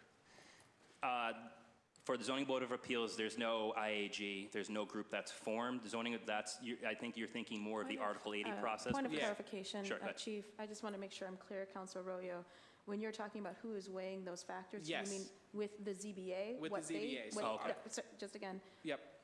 how the ZBA looks at those individual factors, or how ONS or the mayor's support for each individual, which I just want to make sure it's clear of the weight and who's weighing you're talking about. So, in terms of what I'm actually trying to get to, how does the city, so one of the aspects of this is the city offers an opinion to the ZBA as to how they feel on a project. Right.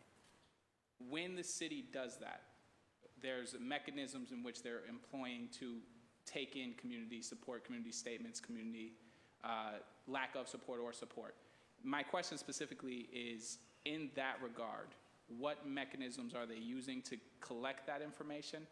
And so obviously we're flyering abutters and doing those things, but beyond that process, what is being listened to and what isn't, and is there an equal level of this is as important as this, or this we give more weight to than this?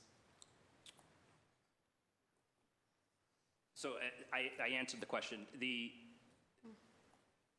My liaisons work for the mayor's office. They are extensions of the mayor's office. They are the mayor's constituent service, just like the staff that are in your office are your constituent service staffers. They provide the mayor the list of opposition, list of support, what the neighborhood association said, what other people are saying, what our butters are saying, and then the mayor makes the determination about where his office sits separate of the mayor's office. So we process, and then as the elected official, Mayor Walsh makes a determination on where he personally stands on a project. He then relays that back to the neighborhood liaison, who then stands before the board and says the mayor's office is in support, the mayor's office is in opposition. And so that's how that process works. Thank you. Well, I think one of the things that I'd like to get just a sense of, since ONS has a foot on the ground really in this, your folks hear, just like we do all the time, the perceptions that they have that the system's sort of rigged or that the system's already pre-decided. In your opinion, what are ways in which we can look towards, obviously the mayor has his executive order and his viewpoint on how we can reform the ZBA. We have ours. You have folks on the ground too.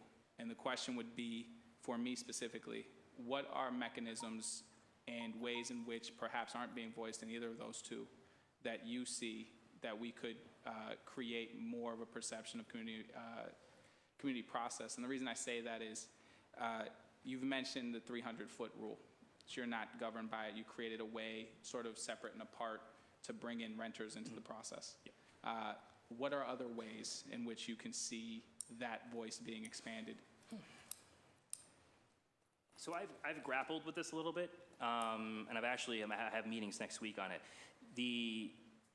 I'm looking for a way to get more people the opportunity to weigh in on projects and not be bound by a static neighborhood association meeting or a static city-sponsored meeting.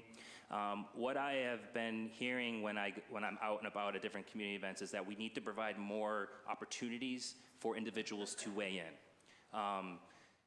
There are individuals in the neighborhood who just don't want to go to their neighborhood association and just don't have time to go to a neighborhood association meeting at night for various reasons, and I'm not here to tell them that they have to. But at the same time, if they can't do that and I can't do it at a butters meeting, what else can I do? Sometimes my butters meetings, the staff come back and inform me that we have like over 100 people on the sidewalk, and that gets a little unwieldy to have, and sometimes we'll have like 2 people, right? And so I struggle with how to get more.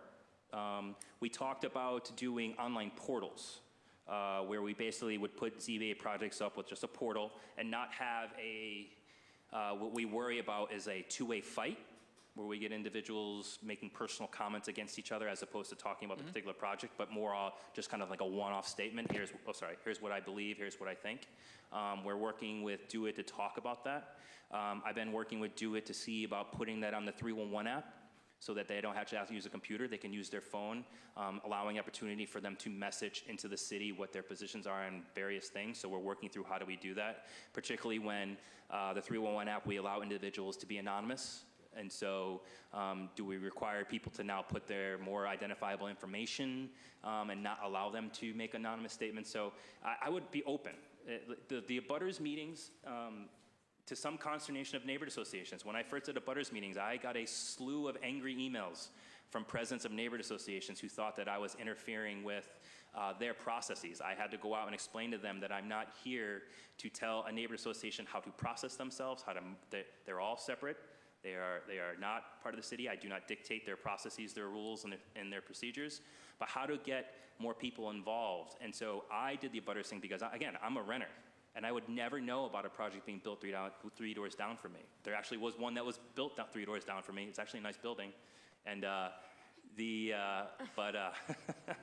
my neighbor, 3 doors down from me, and but I knew that it was going on because I walk around. I think the little things we did at ISD was great about putting those signs up at the project. That came from the council. Members of the council had asked, we needed more identifiable information on the site so that individuals don't wait until construction crews are digging a hole. There's a board on there that states clearly what it is, and I think that we should expand the information that we put on that board. So I am open to any sort of conversations that we can do administratively to kind of tackle this. I don't think a lot of kind of public information needs an ordinance or a home rule, but if we want to put something in an ordinance as far as like a requirement to do something, I think John has been open to kind of working with you guys on any of those things. But me personally, I struggle with that because what happens then on Tuesdays is that then all of a sudden I get 15 people that have never been at a neighborhood association meeting or a butters meeting who found out about the project, who then went online and they're messaging each other and they all show up in force. And now we're sitting here being like, okay, they haven't been processed. Can we do anything that they're asking for? And the applicant's like, no, it's going to cost me all this money. And that's where deferrals come in. And so any way that we can lessen that and get more people involved ahead of time, I think I would be grateful in working on that with you. So I think on that, I don't want to take up everybody else's time on that, so I'm going to end it there. This is obviously a conversation that I think is going to have to be ongoing in a number of different ways. I appreciate all your time on that. Thank you, Councilor Arroyo. We will have rounds, as I understand, so we'll be back to answer those, to get to those questions. Councilor Wu? Thank you. Good evening. I want to start by echoing thanks to Madam Chair for her leadership on this and just say that I am 100% in support of the structural reforms that she is proposing. I also want to thank her for starting with community feedback and testimony first. I think it's always helpful to frame the conversation that way. And we did hear in a lot of the feedback that what we're talking about today are reforms that have been put forward to address ways in which the system and the process is not aligned with the reality of our economic situation in Boston, with community needs, but that there's also a cynicism, as my colleagues have said, and I want to be clear that it is beyond cynicism to a loss of public trust, that the recent criminal situation in terms of activity at the ZBA has required that there is urgency to what we're talking about today. So I appreciate your partnership in moving this forward through that process. So I have a lot of questions, but I'll focus first with trying to better understand the ways and the places where this process leaves room for relationships in this balance between expertise of board members and relationships with the industries that have a financial stake in their decisions. Where in the process do the relationships have a way to sort of touch on what is happening? And this might be more for Commissioner Irish, but anyone feel free to jump in. So right now, who decides when a project will get on the ZBA's agenda? Once a project has completed the neighborhood process, then ISD schedules the project for the next available hearing. So who at ISD makes the call to put it on the next available hearing? Well, typically the call is made to us, so we're aware that the community process has been satisfied. But do you personally, Commissioner, put it on the agenda, or does someone within your staff? Administrative staff. Administrative staff. And is that person's job always the same person that Yes. manages that agenda? Could you just share their title? Administrative secretary. Okay. And is their job also include more than just thinking about the agenda of the ZBA? Yes. Okay, so they do a lot of other things, but this is related to ZBA. Got it. And so when, in terms of scheduling, what are the sort of typical timeframes in which a project gets on the agenda? If someone comes to you, let's say they made it through the neighborhood process, they come to you, you're ready to put it on, how far out are you putting them on the agenda right now? 2 months out, 3 months out? Sometimes it's a month out. Okay, a month out at this to point. 6 weeks. And when a project gets deferred, right, we've talked about deferrals a lot, how do they usually get on at the next meeting's agenda, or what's the time frame usually? Yes, we typically try to get things on the agenda and on the next available agenda. I think we've been doing a really good job with that. But Is it usual that they appear on the next meeting right after they've been deferred? I would have to take a look at that to give you a more direct answer. Can you recall any instance where that has happened recently, where someone's been deferred and they come back 2 weeks later? I can't recall. Okay. And so what happens at ZBA if a proponent can't make it to the meeting? The developer who requested it, does it usually just get deferred? I think it varies. Could be deferred. Some cases it could be denied. Okay. And when it gets denied, what happens then? Do they have to wait a certain period before they can come back again? It depends on if it's denied without prejudice. So if the board doesn't explicitly say it's denied without prejudice, then what happens? Well, honestly, what should happen is we acknowledge that we need more clarity around how things happen with the board, and that's a part of what the mayor has ordered in his executive order is to have clearer policies and procedures that are in writing that are perfectly transparent to everyone.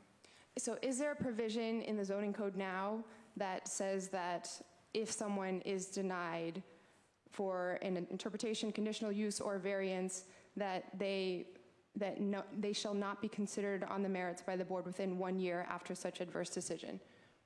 Yes. That still applies right now? So unless the board explicitly says denied without prejudice, someone is barred from coming back for a whole year unless the project significantly changes in the meantime? Yes. Okay. And who decides if the project has significantly changed enough for them to come back within a year if they've been denied with prejudice? The executive secretary of the ZBA? Of the ZBA. Okay.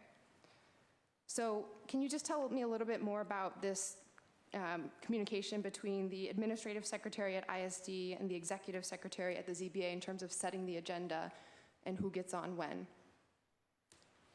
Yeah. Honestly, I am not in the weeds on that. I do have folks who are doing that on a day-to-day basis. You know, my mandate from the mayor is to drive change.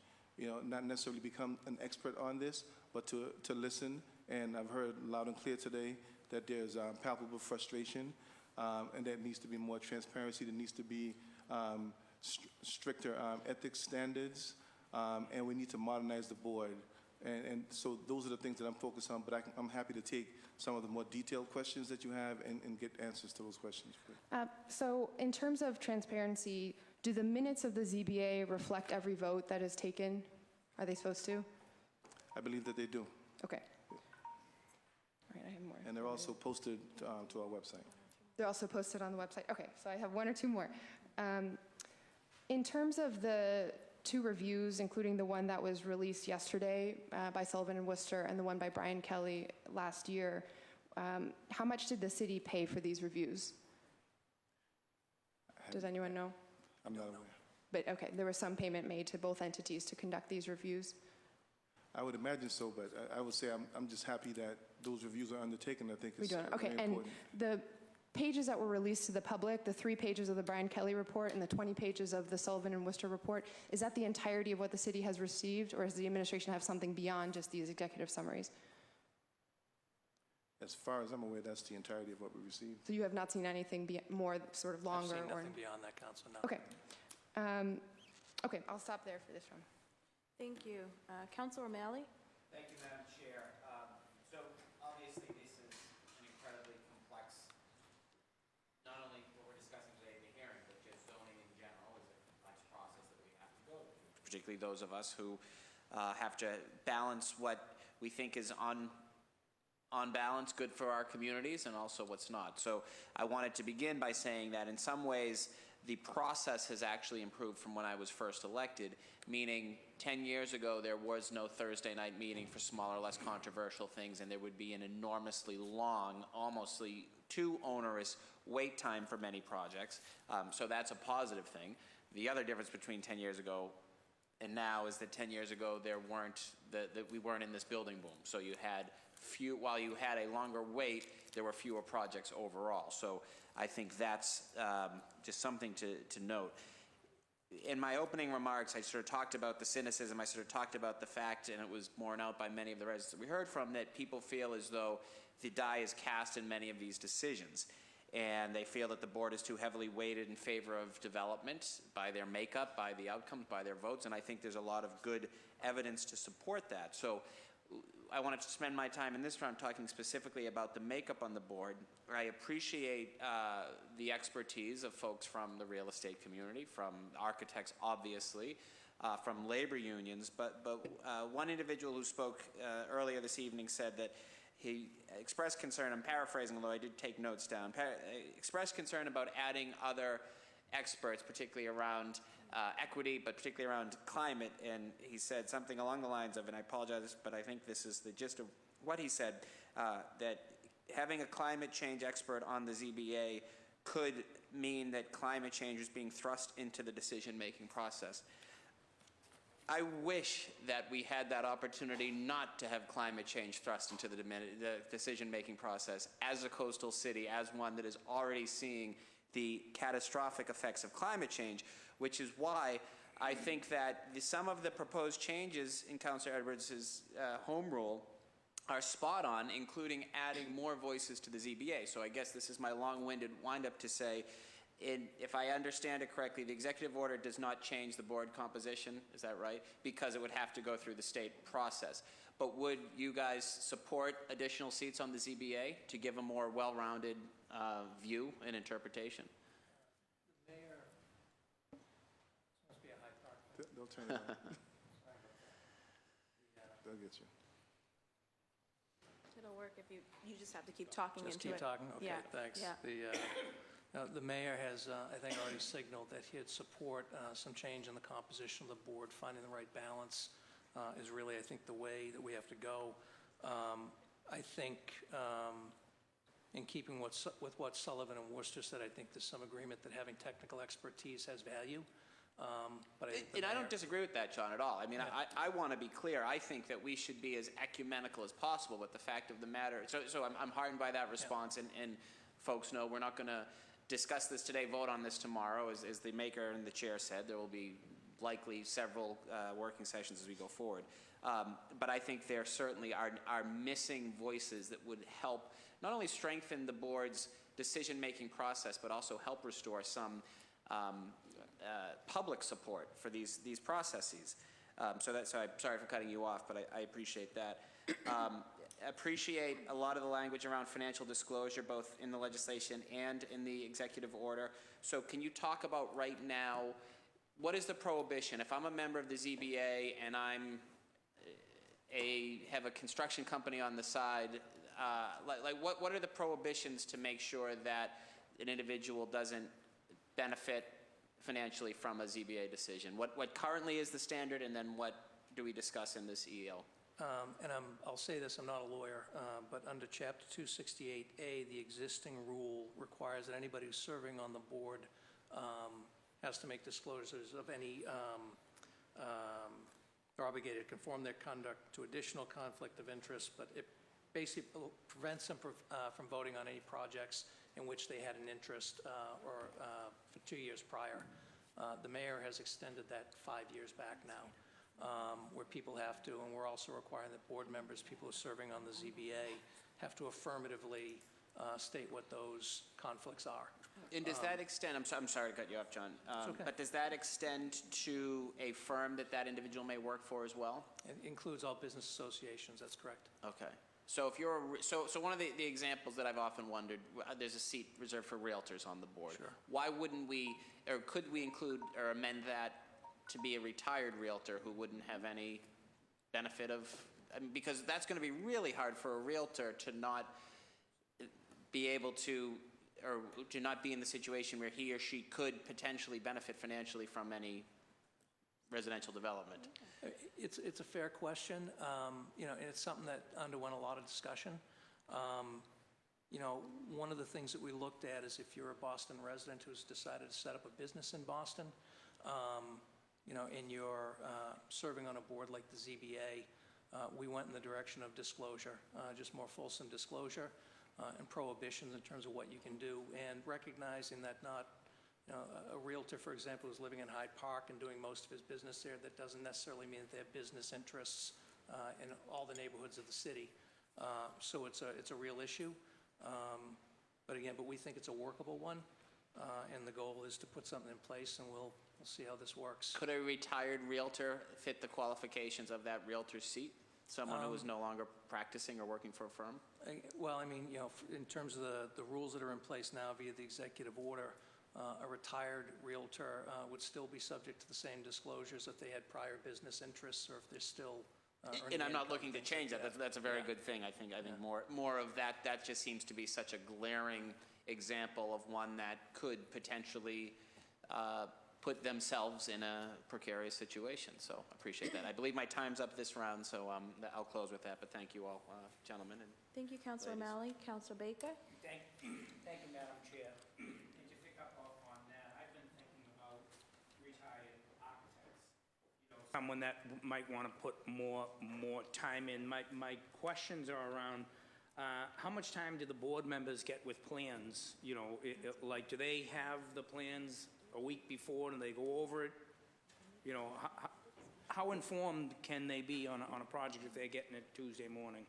Most board members know, but typically the architects on the board are seeing the plans weeks before the board meeting. Weeks before. Yeah. So how much time would you say that the other board members are spending looking at those plans, becoming familiar with what they're going to vote on? I can't say, but I would say that they would rely heavily on the architect for certain expertise on the board. Okay, so the amount of time spent on this board can vary, can be, I don't know, the full day on Tuesday, then whenever else they need to get up to speed on information? Yes. So it can vary. Are they paid? Yes, they are. How much are they paid? So full-time members are paid $600 for a regular hearing day, alternates $300. And if there are additional requirements, for example, like a site visit, then they'd be paid $300. Okay, so it's basically $300 or $600 a day? Yes. Okay. And to speak to Councilor Flynn's point, I don't want to be part of that about a flyering program at all. Okay, cancel me out on that one. But you're my district counselor, I'll talk to you. I'll give you a call. When will we hire that ombudsperson, and can you talk about that spot a little more? They'll be there to kind of conduct, to answer questions for people, community. Can we talk about that a little more? What else are their duties going to be, and when will they be hired? So I don't want to steal the counselor's thunder, but the way that she presented it to me was kind of someone that wore a button that says, "Hi, I'm here to answer any questions." So ultimately what we would want is someone that is familiar with the processes of the board, processes of how the hearings work, be able to instruct residents. So if they make motions and a resident wants to understand what just happened, someone's there to say, "This is what just happened.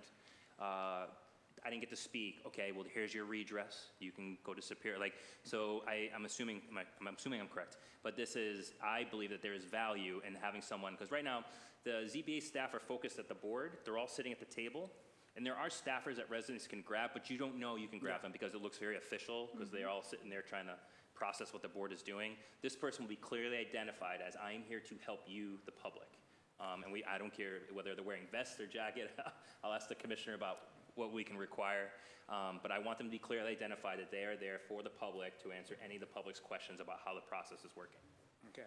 And just for a clarification, I would support additional seats that were environmental seats, even housing advocate seats, as long as we had that. I think we need to keep the technical, those technical spots there. And I think expanding, with a gentleman was talking about the psychological effects of some of these activities.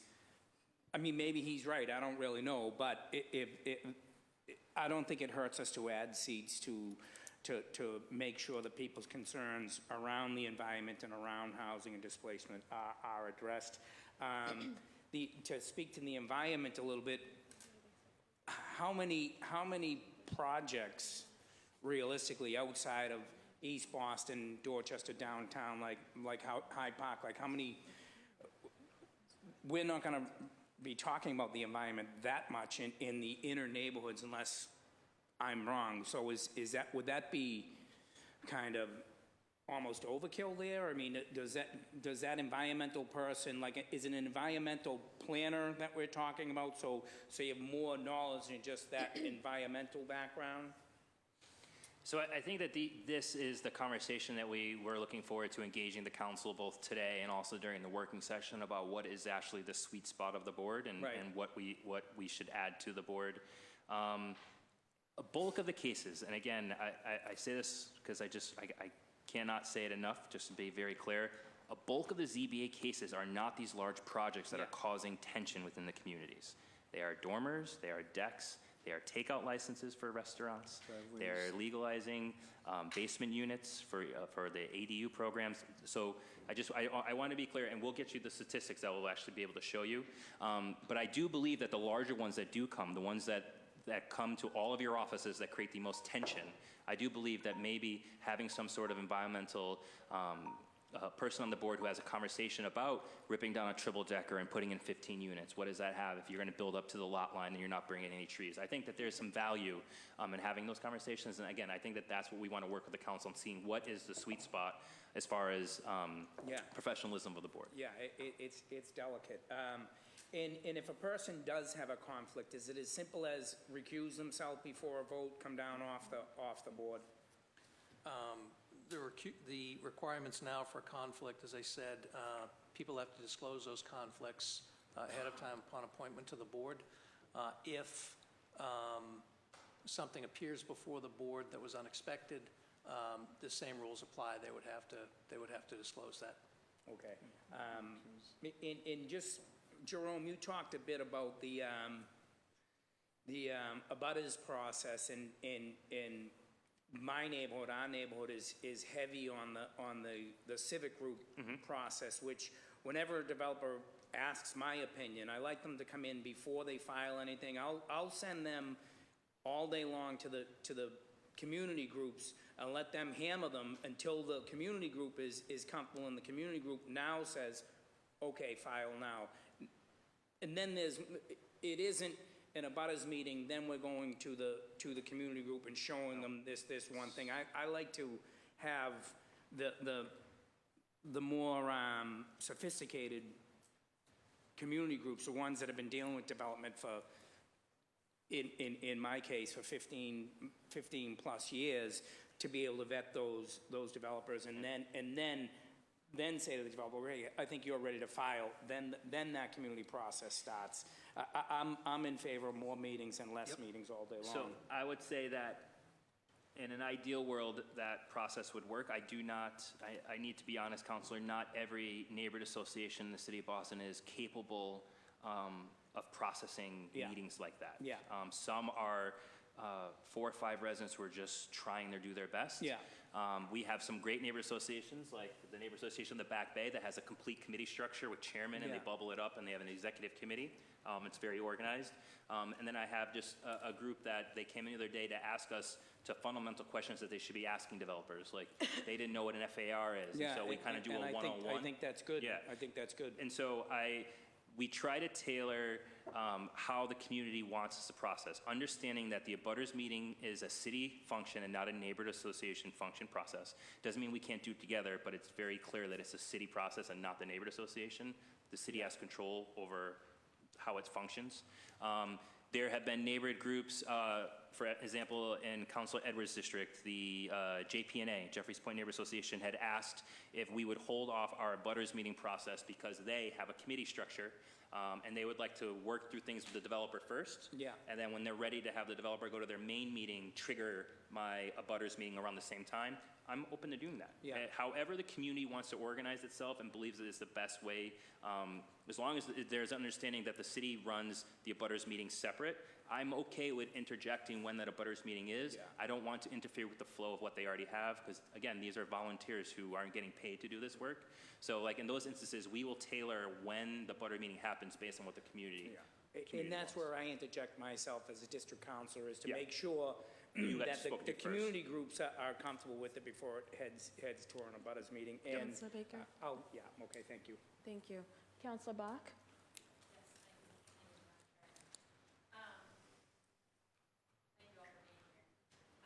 I'll try to not repeat too many of the questions that others have asked.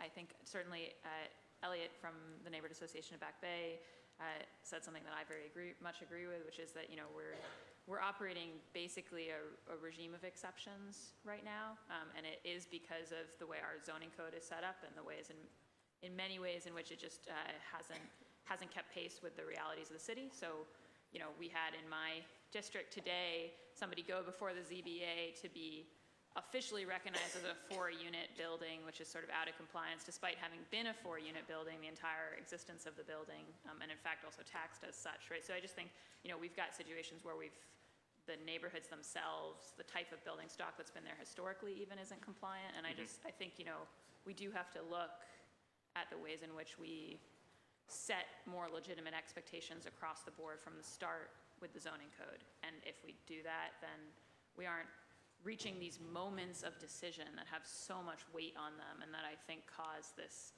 real anxiety for everybody involved and just unpredictability. So I just wanted to start with agreeing with that note about the elephant in the room, as it were. I guess one thing that I'm curious about is, well, the first thing is just having reviewed the Sullivan and Worcester report, and this is maybe a question for Commissioner Irish, sort of what you think the timeline on the technological improvements is, because it just seems like that's such a huge proportion of what people are being frustrated by on the day, is just the ability to know what's going on, the ability even of ZBA members to sort of know what's going on, and the way in which, we're printing out things that have been emailed in, and you don't have a screen up. And I just wonder, what's the timeline on making some of those changes? Yeah. So I'll give a general answer because there's different categories of technology improvements that we need to make. But in general, the mayor has set guidelines on each component of it. We would definitely meet those guidelines, but my team hopes to exceed them, to be honest with you. So we're looking to move quickly on these changes because they're overdue in some cases. And what about, what I didn't see necessarily addressed was the question of, it seems to me that one of the things that should be different about this process is that people should go into the ZBA meeting sort of knowing where they stand.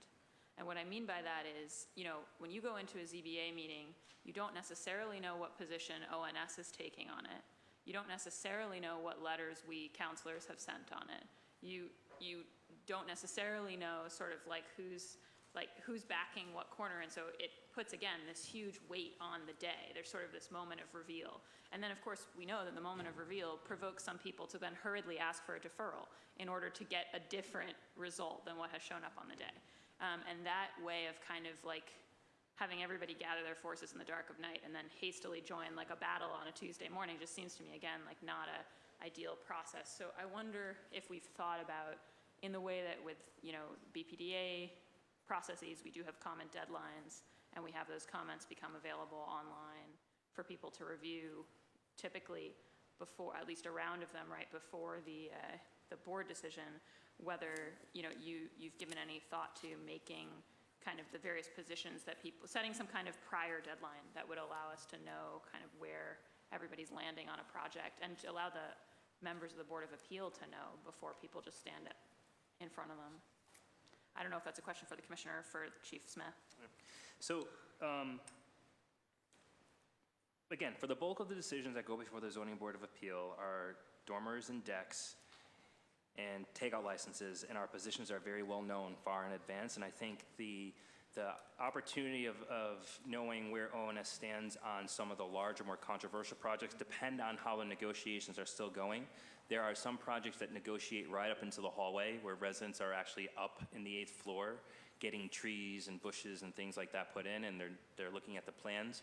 I think that, you know, if there are parameters set in to take away that kind of negotiating in the hallway and have it be pushed back out into the neighborhoods, that's fine. I think that will create less tension and tough conversations that happen upstairs in the 8th floor hallway.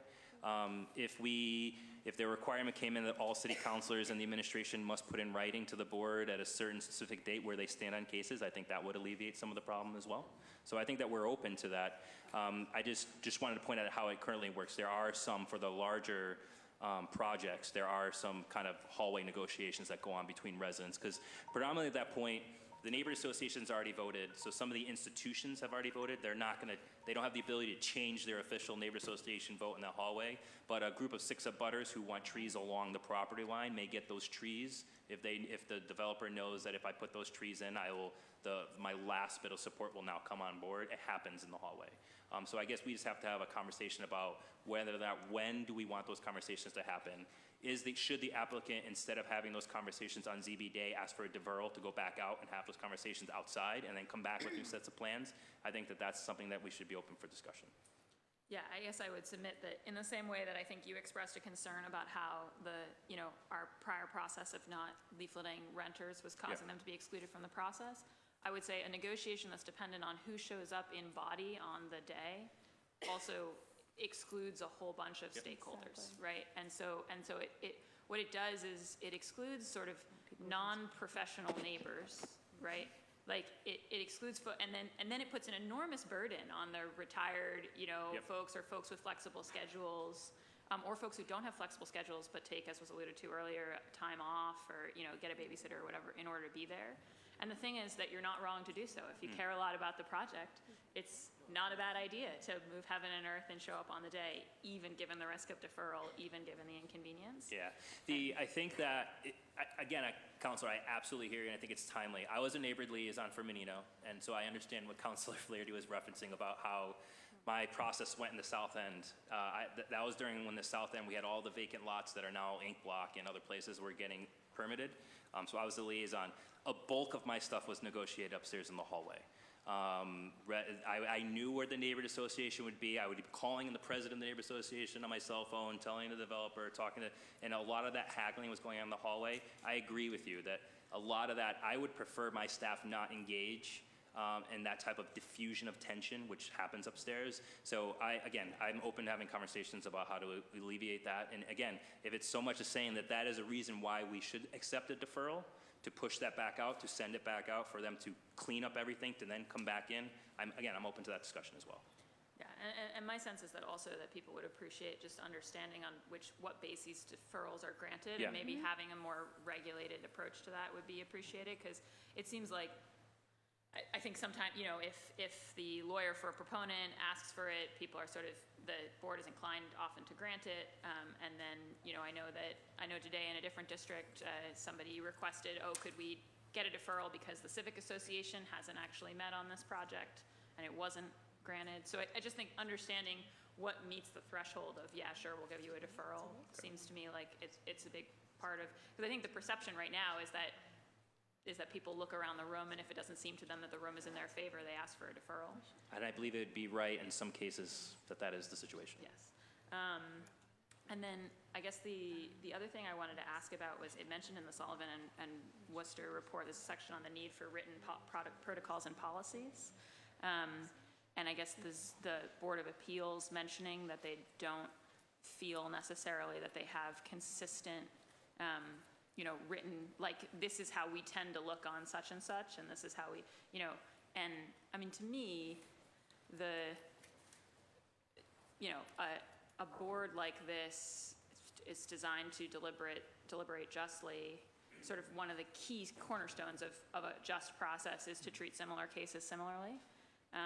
And of course, we want it to then be human rather than just a rule thing in order to recognize like true sort of subtle differences between situations. But it seems to me like the board not feeling that it knows what the consistent protocols are on things. It's a pretty fundamental problem with a board constituted like this. So I guess I'm curious at talking more about how we're going to address that going forward. Yeah, so I think that gets to the training and processes, because I do agree.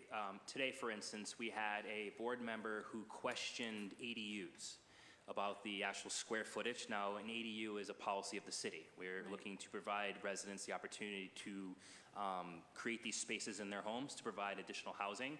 A board member questioned the size of the ADU, even though it fits within the guidelines of what the city has said is our housing policy for ADUs. They question it. Now, I think that is just maybe that board member was just not educated about the actual square footage for ADUs for him to weigh in when he makes these decisions. The same thing is happening with executive suites. I forgot the word for a second. My office's blanket policy is that we are opposed to the conversion of housing from residential housing to executive suites, flat. Every applicant who comes to Neighbor Services know that fundamentally my office's position is that we are a no on changing any housing to executive suites, but we will still process you because you have a right to get processed. Should at the end of the day you get the neighborhood association, you get the elected officials, you get everybody on board and everybody says these are going to be the great executive suites that we've ever had in the city of Boston, maybe we will reconsider our position, but ultimately right now our position is we fundamentally, as the administration's policy, do not support the conversion of residential units to executive suites. The board was confused today. I think we had two cases, and one was in the councilor's district, and it's because I don't believe that we have done a great job of updating their policies. So as we churn out new policies on housing and other things, I think it would be better for us, as we do that, we create these guideline booklets to then give the ZBA and then make sure that they are understanding and refreshing themselves on the new policies that we're creating in the city. Great. I think that's all my time.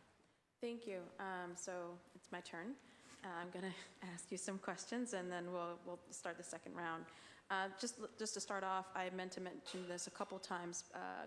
Former Councilor Felix Arroyo was here, and it's per our custom to just announce when one of our former colleagues is here. I don't know if he's still here or not. I'll just state right off from the very beginning, the impetus for this was not a controversy. It was not about whether there was a question of the character of any of the individuals of the ZBA. The impetus for this was the fact that good government, really good, efficient, accessible government should not require you to have an attorney to petition it. You should not have to feel that unless you have an advocate, someone known, someone who knows that system so well, that you will not be able to navigate it if it is a good government agency that is accessible by the public. And so, to the credit I will give to the administration, we met not once, not twice, but 4 times on what good government should be and what we could get done right now. And a lot of those suggestions that we are now having as the executive order are implemented. I still have some things that, and I think we even heard, and I mentioned that, we're going to hear some practical things as well today from our colleagues that should also be added. I think we should really consider an executive order, 2.0 that add in other things. I'm going to bring them up because the heft of what I heard in terms of testimony, a lot of that is in your hands and how the administration has chosen to run that good government or that administration. And there's a lot of discretion. And that's a good thing. That means we can get something done. I want to first turn then to a lot of the things that we've done, because there's 2 buckets to look at this. There's the legal, have to go through the home rule petition, and those questions I have. And then there's just some practical, what we can get done in addition to what we've already committed to do. That bucket as well. And I'll start with that one, because I believe there's a sense of urgency. When you lack, and I'm going to be very frank, when an agency like the ZBA lacks this much public trust, I will give it credit. The administration said we need to act with urgency. So here are some additional things I'd like for you to consider to act with urgency. I believe Chief Jerome Smith, first and last name. I appreciate the promotion. You're welcome. Is it really? I don't know what I was going to say. So you had mentioned, for example, one of the things already that we're doing is larger signs for people to see what's going on in a project. That came from, actually, I believe it's Councilor Campbell, and that has been implemented. Would the city be amendable to immediately adding, there's these special barcodes that you can put on any sign that when a person clicks on that or scans it into their phone, that notice is translated? Because right now, those notices are only in English. So either they're translated or you can actually get it vocally read. You can hear the Chinese version of it locally or whatever, what that sign is. And that, So I want to get so those board the signs. big board, just put like in the corner, and that little like. It's a little button. You have to get to do it, literally. But that allows for language access for if you're going to go in a neighborhood that doesn't speak English as a primary language, and all of your notices are in English, which I believe they all are. If you don't have a mechanism to make sure that someone can get to a different language or version, then your notice really isn't real. In terms of the tracking and frequency, I believe that's one of the things that we had suggested. Can we get a commitment that we will have quarterly reports or quarterly tracking of all the variances by neighborhood? I'll just list all these things. In terms of, and to the district, as Councilor Flaherty had noted. In terms of the training and updating, this is to me is akin to continuing education or continuing legal education that myself and Councilor Flaherty have to do. So can we not just agree that they need more education, but it will happen every certain amount of time, and the updates for iPods, all of those things will be in those education and those orientations. In terms of the frequency of the meetings, you know, one of the constituents, or excuse me, one of the people testified, the issue oftentimes is that the board isn't discussing much because they have 100 cases. They're getting through the list. So we only meet twice a month. Is the city amendable to meeting every week in the large room? Because we need to move those cases. I also suggested— Can you repeat that, Counselor? Right now, there's no discussion. There's no analysis of the board, and it's because they're moving through so many dockets in one day, right? We meet twice a month in that big room, not the small projects, twice a month, every other Tuesday. Yep. Is the city amendable to meeting every Tuesday? Okay. So that you can decrease the amount of volume, allow for some more analysis. And honestly, you know, I have to say for some of my constituents today, they were told quite just in the middle of lining up and waiting all day that only 3 of them would be allowed to speak and to work amongst themselves who in the community would be allowed to talk. I think that's disrespectful. I think that's just not right, and it's forgetting the role, which is the ZBA is to serve the public, and public is not there to serve them or entertain them. So I want to make sure that the government gets back to serving. And then in terms of, to follow up on Councilor Bach's line of questioning, that as we improve the technology, and I do acknowledge the heavy lift that you have and have already committed to, another promotion, Commissioner Irish. I believe it's 18 months is the maximum amount of time that the administration has agreed to get those technology updated. Part of that could be, could each project have its own portal where all the positive remarks and all the negative remarks received by the city are available then by the public to look at. We already are going to have the plans submitted, correct? Mm-hmm. And so that almost each case file, if you will, I'm thinking again like a lawyer, I'm looking at mass courts where you can click on there and you can see all the documents related to that particular project. That would help a lot of people who cannot come there physically to know exactly what's happening in their neighborhood from the filing date to the day it's deferred and so on and so forth. These are suggestions. I know you cannot commit to them right now, but I think that these are practical things and it demonstrates the power of us to be a better government immediately. With regards, and I'll just start a little bit because I know I'm being fair on my own time, don't worry colleagues, and I will start the second round. I wanted to make sure that we got to the heart of the issue where I think despite copious, not even despite, we're in the middle of good conversation. What I've heard from you is that reform is not only on the table, but it will happen and you agree to that. The question for us is in what form, and specifically when it comes to the roles, the individuals on the ZBA. Now I proposed a clean slate and then looking at it differently with different perspectives. Mm-hmm. Does the administration support removing any of the seats? I would say no. I think we're looking at bringing voices to the table. You're looking at bringing more seats to the table. Which kinds?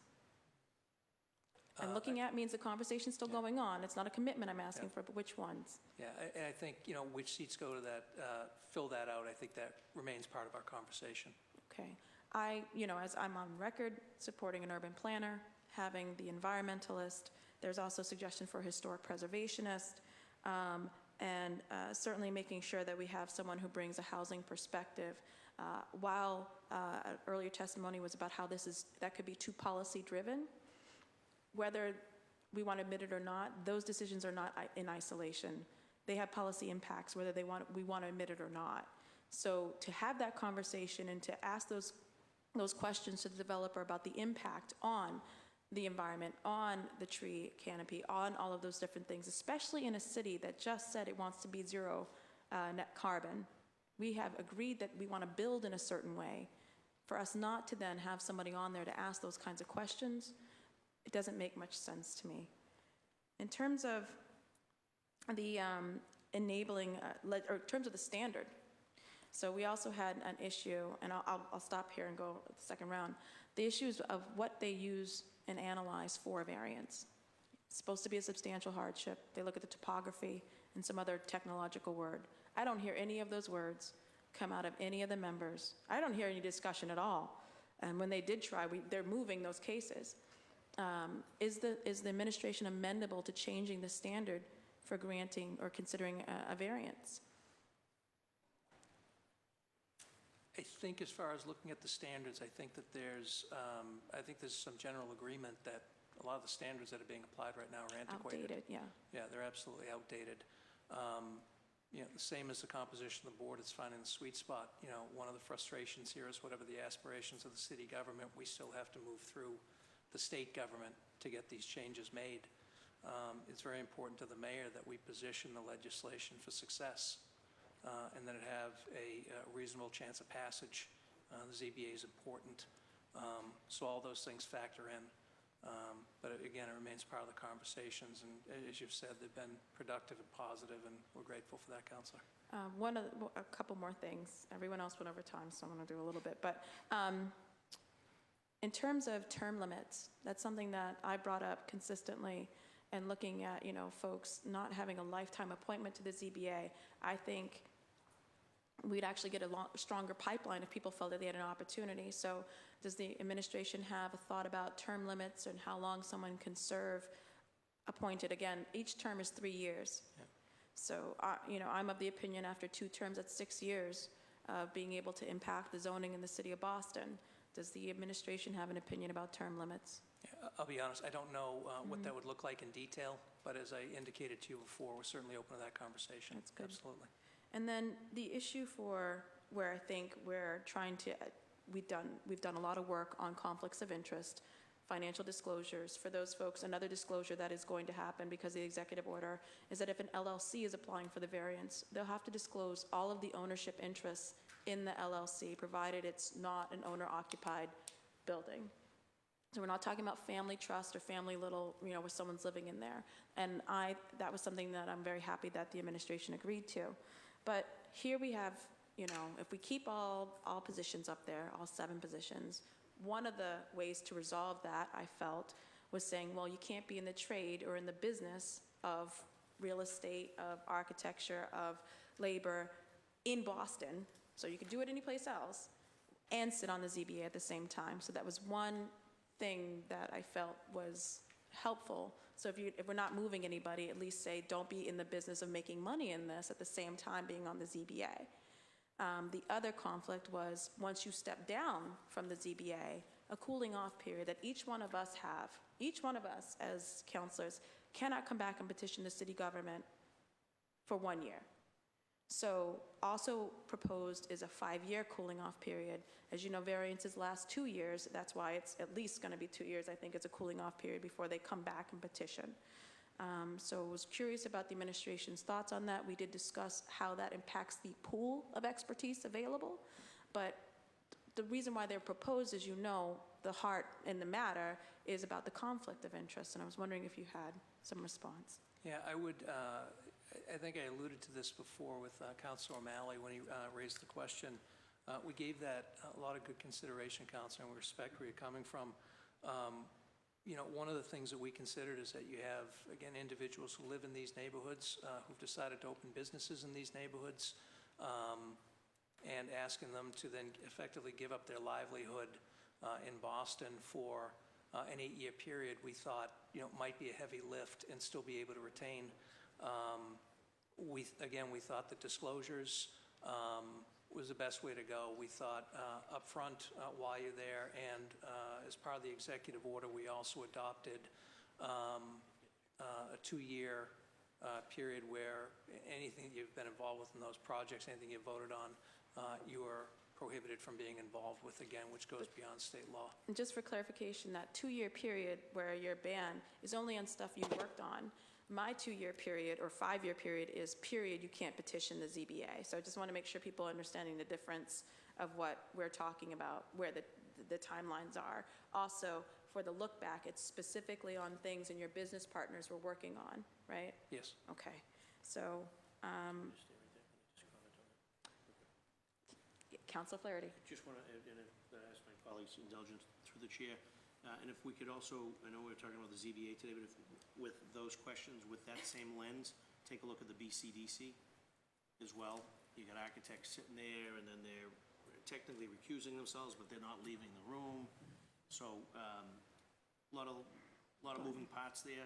Don't want to open up another can of worms, but while we're on this subject of the issues, but specifically the questions that the chair asked, if we could kind of also take a look at how that process works, and is that functioning appropriately and properly, and are we getting the best bang for the buck there, and is there confidence in that room as well? So I know that I'm very familiar with how it works, and there's a few times I'm there and I'm scratching my head saying, how did that just, how was that okay, and whatever. So again, zone in on BCDC while we're on the subject of ZBA. Appreciate it. Thank you, Madam Chair. No, thank you very much. The same lens I was going to ask is, can we have another conversation about how the zoning commission and the positions on those individuals, I think they came up in testimony, but also the same level of conflicts of interest, the same levels of issues this executive order is just for ZBA members. Should we also not consider how the same protections we're just providing for the ZBA are not also implemented and applied to the zoning commission members? Look back, look forward, that we've just done.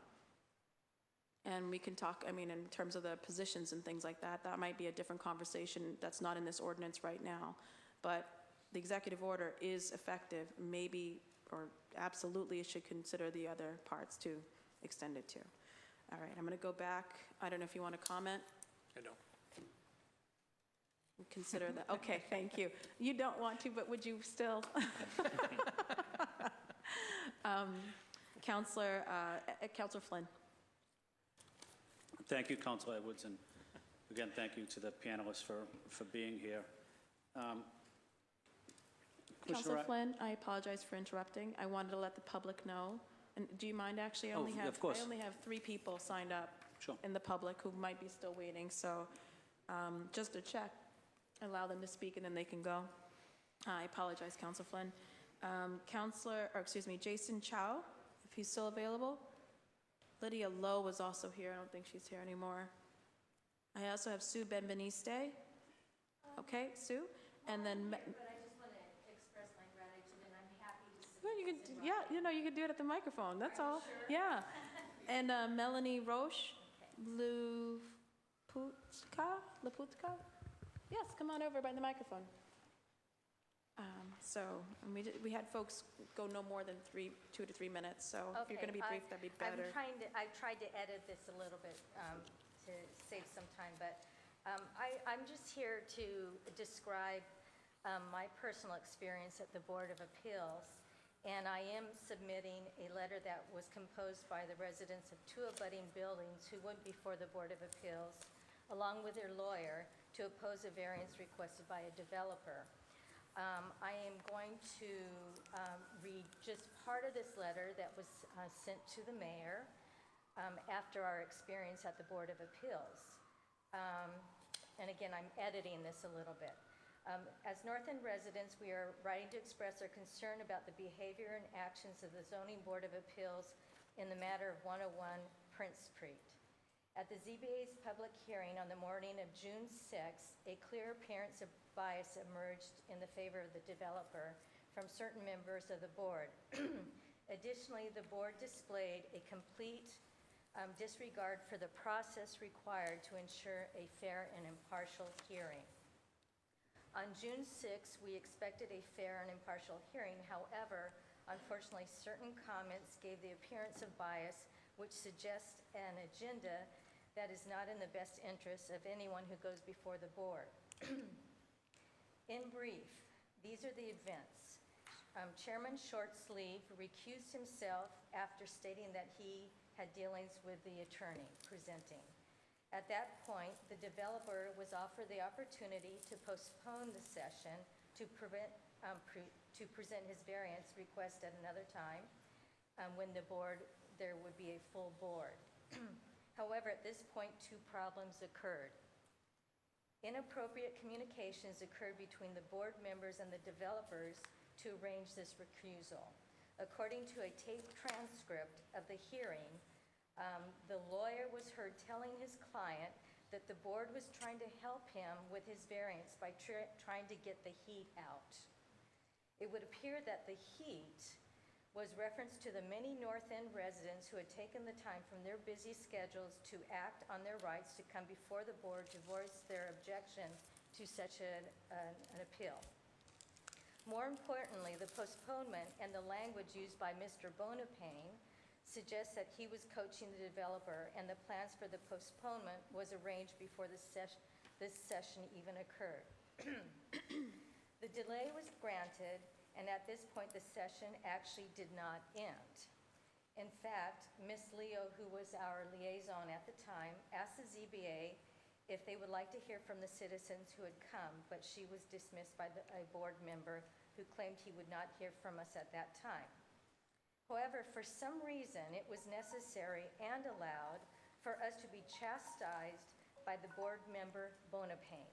Mr. Bonapane, despite the action of the postponement, ranted about his frustrations with the apparently inconsistent requests from North End residents associations in the realm of variances.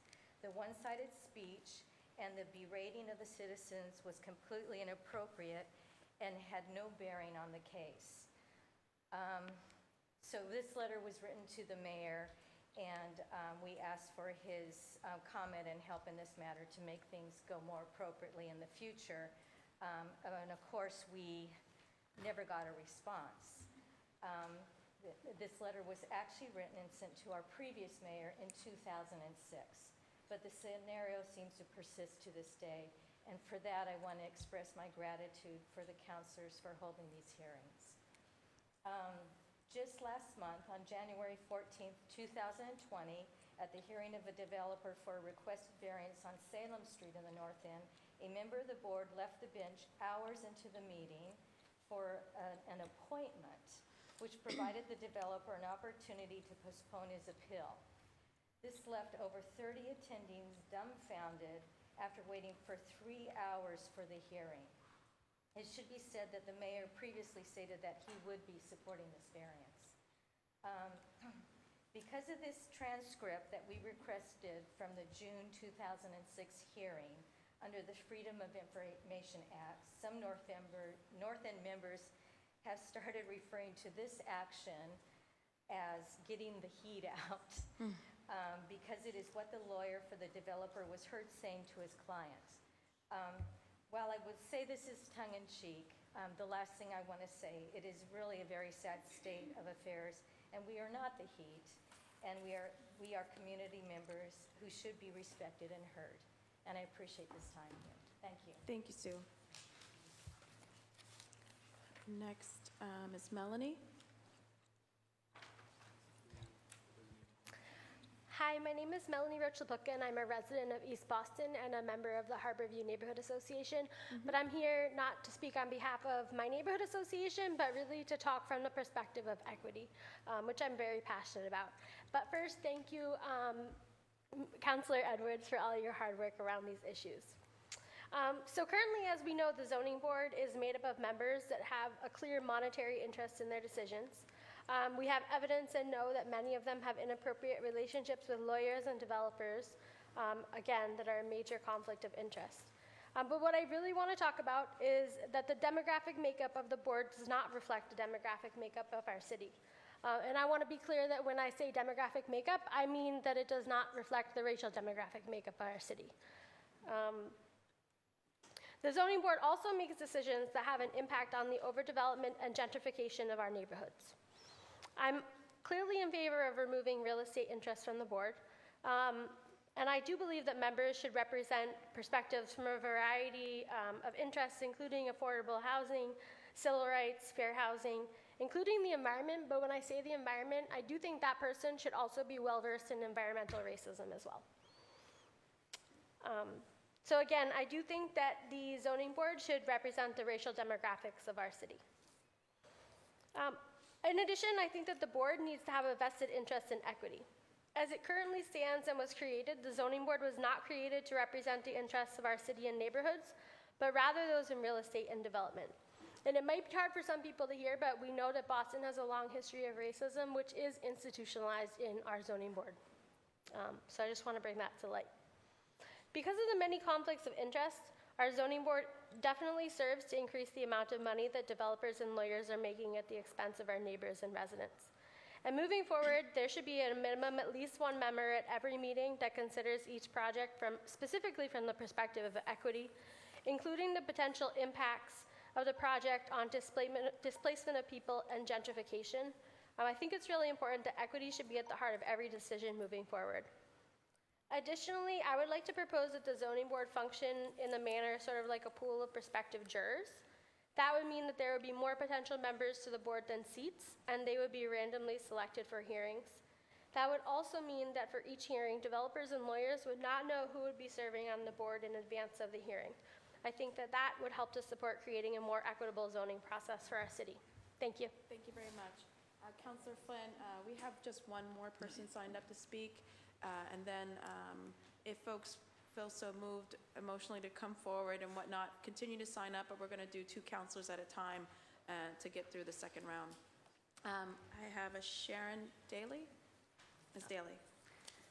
Thank you, Councillor Edwards, for calling this hearing today. This is such an important issue, and I'm a resident and homeowner and landlord in East Boston in the Jeffreys Point area. I'm also a member of the Jeffreys Point Neighborhood Association.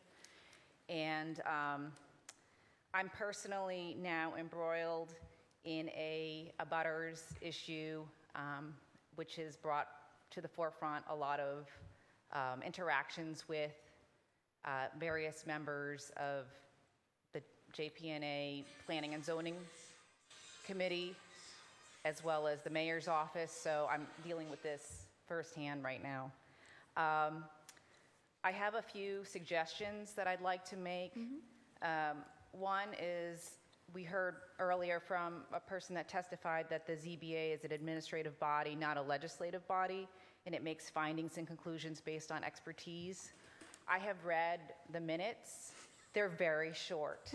Sometimes they're just 3 lines long, and there's a vote, and representation from the mayor's office is a yay or nay, and there's very little information about why the ZBA made their decision.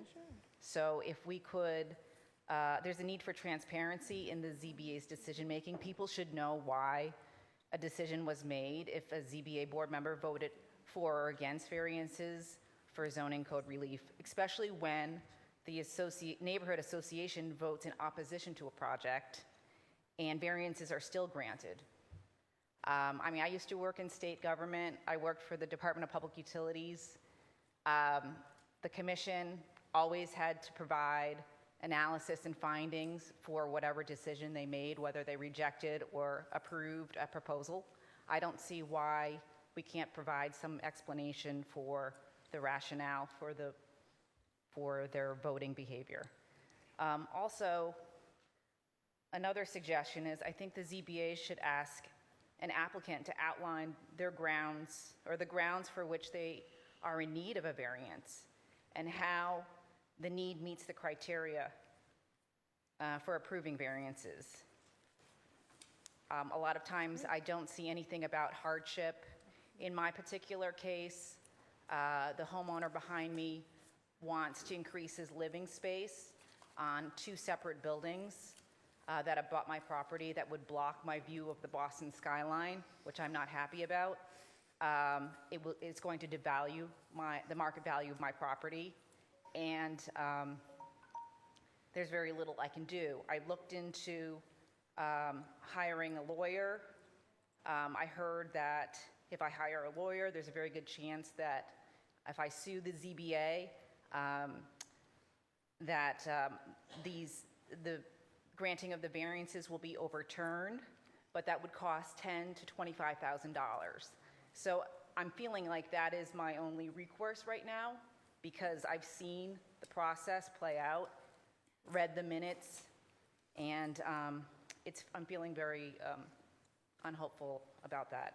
So my third suggestion, very briefly, is it would be very helpful if there was clear guidance about the process that abutters could follow. I work full-time. I'm a professional. I don't have time to figure out how these things work. I'm not a lawyer. So that would be very helpful if either the mayor's office or the ZBA itself could provide information about the steps in the process, the materials to bring forward, and so forth. Thank you. Thank you. So I'm going to call Councillor Flynn, then Councillor Arroyo, and then Councillor Wu. I'll go with you. Again, if anybody wants to come testify, please just sign in. Thank you, Councillor Edwards, and again, thank you to the panelists. I had some letters here from constituents. I just want to, I wanted to follow up with the panelists. Is there a way that, we heard testimony about the deferral process, but is there a way we can know prior to the day of the hearing that a deferral will take place? And if so, the day before, can we somehow get that information to communicate with residents so that they don't have to take a day off or come into City Hall? Deferrals are up to the decision of the applicant, so they can make them at the moment's notice, so there's no way to tell you ahead of time whether a deferral is coming. Sometimes applicants do inform our office that they are doing a deferral, and we do let residents know because we do know that people do have to take time from work. So when an applicant does inform the office that they're going to seek one, we tend to let the public know. Point of clarification, the ability to seek one, is that by statute, or is that under our procedures that city I has believe it's control? the procedures of the board. Neighborhood Services does not ask for deferral. It comes from the applicant to the board, and then the board will typically, what they try to do is, if they know there's a number of people that will probably want to, the chair will say, is anybody seeking a deferral? I'll take you out of turn, and then you'll see like the rush of lawyers go up and ask for deferrals. But it is not something that the administration at all requests or asks for. They don't take our position. It is something that the applicant can request from the board. I apologize, Councillor Flynn. No, that's okay. Yeah, the reason I bring that up is as you know, I represent a large immigrant population as well, and when a lot of the residents do come into the ZBA board and there is a deferral, I just want to make sure that we're able to communicate with the residents on exactly why it was being deferred, just so that we can give them some good information, accurate information on the deferral process. So they want to have confidence in their government. And, I want to make sure that we do provide that information to them. Is there any way we can continue discussing the deferral process and making sure that, we limit it as much as we can so people don't have to come into City Hall? We see a lot of elderly coming in, seniors, I should say, persons with disabilities, immigrant neighbors. So it's challenging. It's very challenging for people to get into City Hall, whether it's through public transportation or driving in or carpooling. But that's the reason I'm asking that. And then my final question, Chief, Commissioner, at one time, Inspectional Services had a program where they had quarterly sessions explaining the zoning process to residents at 1010 Mass Ave, giving them a tutoring session, maybe half of a day, on what the zoning is and what the zoning process is and what the role of the ISD is. Is that still the case? I'm glad you asked that question because we are going to be launching a program, a zoning workshop that we'll be putting together for in the evening hours, to educate and answer questions on zoning. Yeah, I think that would be a tremendous service to the residents. Again, a lot of people don't know what the zoning code is. They don't know what the zoning process is. And they do want to be informed. These decisions that we're making or the zoning board is making or the BPDA is making has a huge impact on the quality of life of residents. So I think that would be a tremendous service to the residents. How soon will that take place, Commissioner? Perhaps as soon as next month. We're still working out the details, but I also want to add that this is not only needed for things that go before the zoning board, but even for as-of-right permits that are issued. It's very evident that there's not a clear understanding of why permits are issued sometimes. So we want to do as much as we can to be transparent and to educate folks so they could also understand why we make the decisions that we do. Yeah, the previous residents spoke about the zoning process, but that type of assistance would be critical. But are we able to have those sessions in the neighborhoods frequently, whether it's quarterly or monthly? Maybe not monthly, but quarterly. But we're taking it all under advisement as we're putting this together, so that's noted. And those sessions would be translated in various languages as well, I would assume, right? Yes, accessibility is important for us, so that'll be a part of our consideration as we put the program together. Thank you. And just as a follow-up, I just got back from Washington, D.C. today. I was down there for a disability rights conference for disabled veterans, and these were the issues we were talking about is services for persons with disability, with vision impairments or hearing impairments. And so whatever you're able to do to help our persons with disabilities would be very helpful to the residents of Boston. So I want to say thank you, Commissioner. Thank you. Thank you, Councilor. Thank you, Councilor. Councilor Arroyo? So, just to be on the record on this aspect of it, the board composition is obviously very important to everybody here, I think.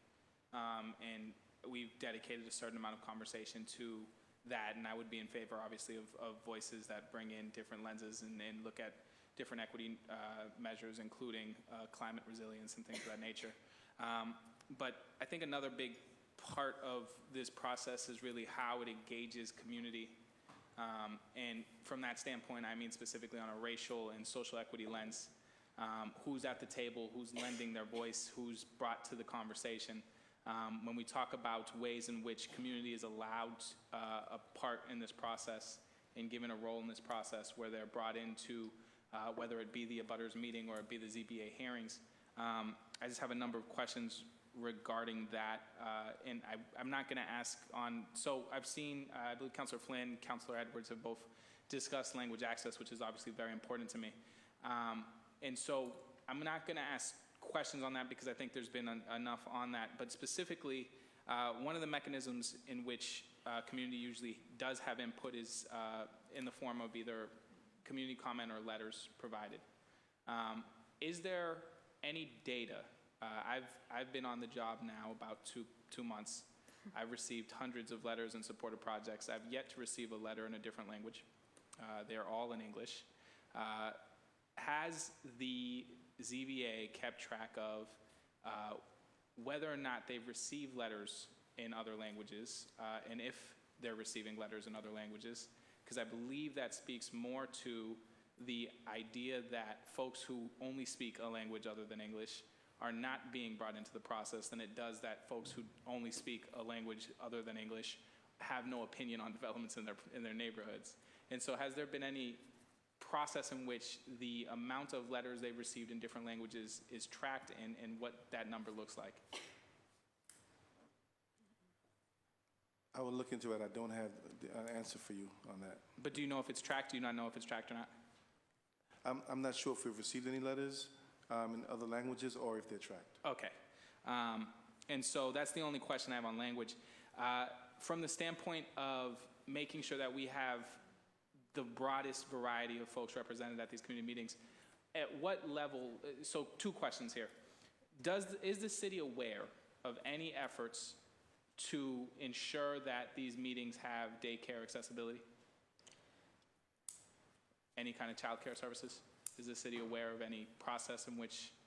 So we have no control over neighborhood association meetings. So Not neighborhood association meetings. I mean, we were pretty So clear a butters on the meetings are process. like just 20 people standing on a sidewalk because they're on site, standing out in front of Yeah. the project. So we would not provide daycare services. So there would be no daycare services provided in No. that sense? No. And so beyond that, is there any mechanism that, to your knowledge, that the city uses to evaluate a number of different aspects of who is actually at these meetings in terms of age or gender or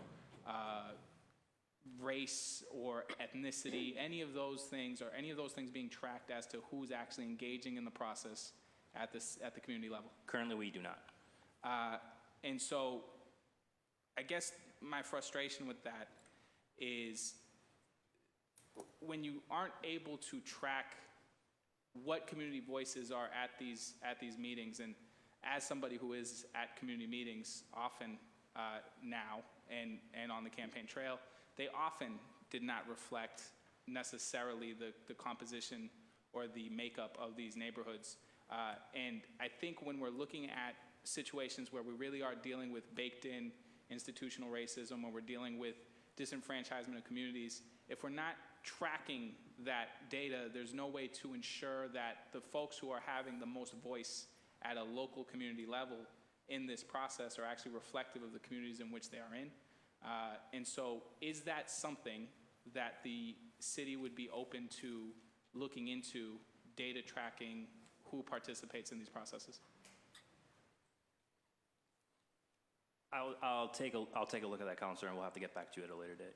Okay, and then I'm assuming, and then just for the final section of that, so for those questions specifically, I'm talking about the community process, but now about the ZBA hearings. When they happen on site in downtown, I think Councilor Bach was clear on sort of the accessibility issues and the availability and disenfranchisement that sort of happens with the hours in both the locations, so I don't want to rehash that. But is there any data taken at that point as to who's there, who's participating in the process from an age, gender, racial makeup, or ethnicity? Is any of that tracked there? At the ZBA hearings? Yes, from community participation. No, we do not. Is that something that the city would be open to doing? I believe that would be difficult, but it would be something that we would look into for you. Okay. I think that's it as far as questions. My focus really on this is if we look at this from the ZBA is making decisions, but they're making decisions in theory and hopefully by informed community process. If that's what's happening and the community process does not include wide swaths of community, whether that be by racial makeup or gender or families or so on and so forth, languages, then we're kind of perpetuating a continuation of institutional racism in which communities are either willingly or intentionally or unintentionally, but there's no focus on re-enfranchising them. And so my focus really in this aspect is making sure that these processes that we create, because as I look at the executive order, it deals with transparency, right? There's an attempt to deal with some transparency. There's an attempt to deal with some of the things happening at the board level, but there's no conversation, at least in the executive order breakdown. I know there's some conversation about languages, but about really tracking and making sure there's a racial equity, social equity lens applied to community participation and trying to ensure we grow that. And so my focus, frankly, would be on that, and any information that you bring back as far as ways in which the city wants to track that and address that really matter to me. Thank you. Councillor Wu? Thank you very much. So just picking up, between the conversation on between the conversation on this particular home rule and the executive order and the 2 reviews that were done, is that the entirety of the administration's efforts to reform the ZBA right now, kind of those strands? Or are there other pieces of legislation you're considering outside of this particular home rule discussion? I would absolutely say that the executive order and the home rule are the first order's priority. You know, the benefit of hearings like this is, you know, other information becomes available, and as other needs are raised, we're open to having those conversations. Okay. Do you think that the 2 reviews achieve the goals that the mayor and the administration set out for them? Yes, I do. And do you think that the public now should have full confidence in the integrity of the ZBA's processes now? I think that's part of the process here, is to make sure that the public has as much faith in it as we can have. You know, the actions that the mayor's taken through the executive order, we've taken, we think, as much as we can at the moment, recognizing that there are additional steps through the legislative process. But yeah, I think that, you know, I hope that people look at what's been made available in those 2 reports, and I hope they take away from that, you know, good news that things seem to be on track. So I went through both of the reports in great detail and was particularly trying to understand what happened in the 27-29 H Street project that was at the center of the lynch and bribe and guilty plea situation. And to my understanding of that particular case is that it actually doesn't square at all with my earlier line of questioning about what is standard procedure for the board. That in that case, it was before the board twice on May 9th, 2017, where it was rejected because the proponent was not there, and it was a vote to extend a particular variance which had already expired, so it actually technically couldn't be an extension anyway, so it was voted down with prejudice.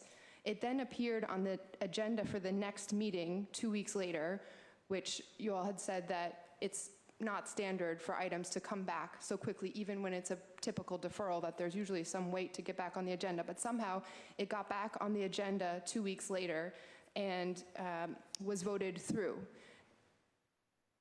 One, that it got back quickly, but 2, that there was no recognition that when you get denied, as we said earlier, that the zoning code says you have to wait a whole year before you come back to the board to get your request considered, unless there's been some substantial change. And the video shows that they did not have any change that they were presenting. They were just coming back. Again, who knows how it got back on the agenda.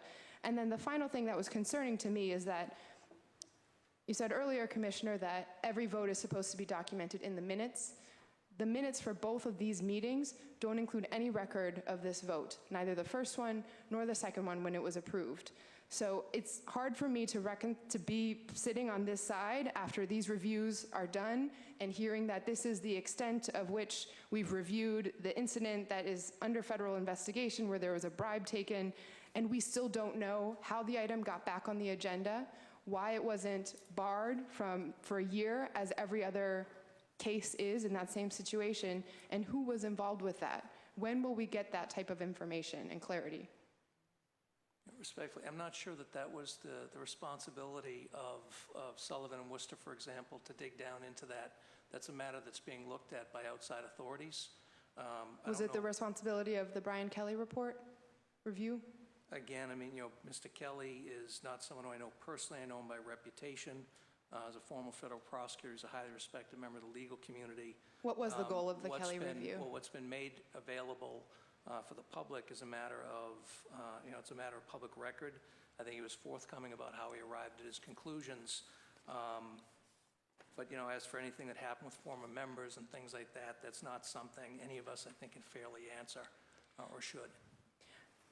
So I appreciate that, you know, there are limitations to what someone in his role could have done, and the 2.25 page document that he produced really just states that he wasn't able to get responses from the board member who resigned or another board member that had stepped down previous to that. But there are still board members there now who were there when this happened and who should know that the standard procedure is that if you're rejected, you can't come back for a year. And I'm not sure, I would like to just have a clear understanding of, does that lie with the executive secretary of the ZBA, who has also changed, the person has changed, the person who was there during this May 2017 incident is now gone and there's a new executive secretary, I understand.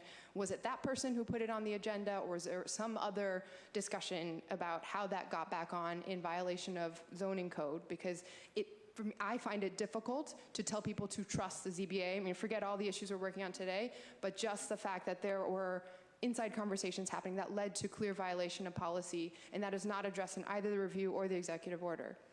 Yeah, I mean, and again, Counselor, I mean, I would say, I'd repeat what I said before. I think Mr. Kelly was forthcoming about how he arrived at his conclusions. I can't speak in detail to what he found, but I would hope that people would be heartened to know that he found that there was no wrongdoing with current members of the ZBA. I think that's good news. And I would, very, very respectfully suggest if there were specific questions like that, I believe Mr. Kelly and the folks at Sullivan and Worcester would both be happy to engage on that. Would you suggest calling a separate hearing on those reports? Is that what the suggestion is?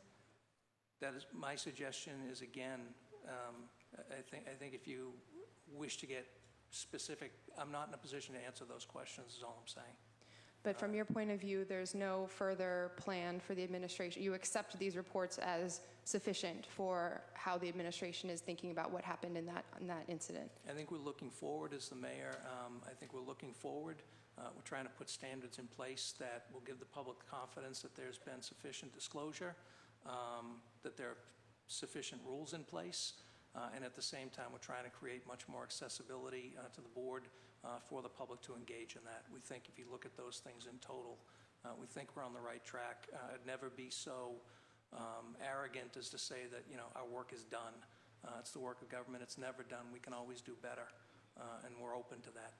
I appreciate that, and I particularly appreciate the chair's emphasis that this home rule is needed regardless of any specific incidents that happened, that this is about larger issues. But I don't want us to pretend that this will take care of the crisis of public trust that is before the ZBA now, because there was an incident of corruption that we still have no answers on from both of these reviews in terms of who put it on the agenda, who was part of that, who knew about that. And as long as that is still hanging out there, it is difficult for us to pretend that just passing some more executive orders or even home rules will restore faith in this institution. This is, every decision that this board makes translates immediately into dollars for someone. And that question of whether the integrity of the board is intact, I think, eats at every decision that we make in city government. So whether it's in a separate conversation or hearing about the reviews in particular, I think we need more answers on what exactly happened, and it is not sufficient that we are trying to move forward with this conversation only and not addressing the elephant in the room. Yeah, and I would, and again, just, very respectfully, it's undeniable there are outside entities that have their own interests and spheres of authority in these matters. The mayor is trying to take unto himself that which he can control, and he's working on the best available information that he has in front of him, and that's how we've charted our course. But I appreciate what you said. Thank you. Thank you. So we have, I think, one person signed up to speak, and then we'll go Councilor Baker, Councilor Bach, and then myself. So we'll end public testimony with this one last person. Yep, that's who I'm referring to you.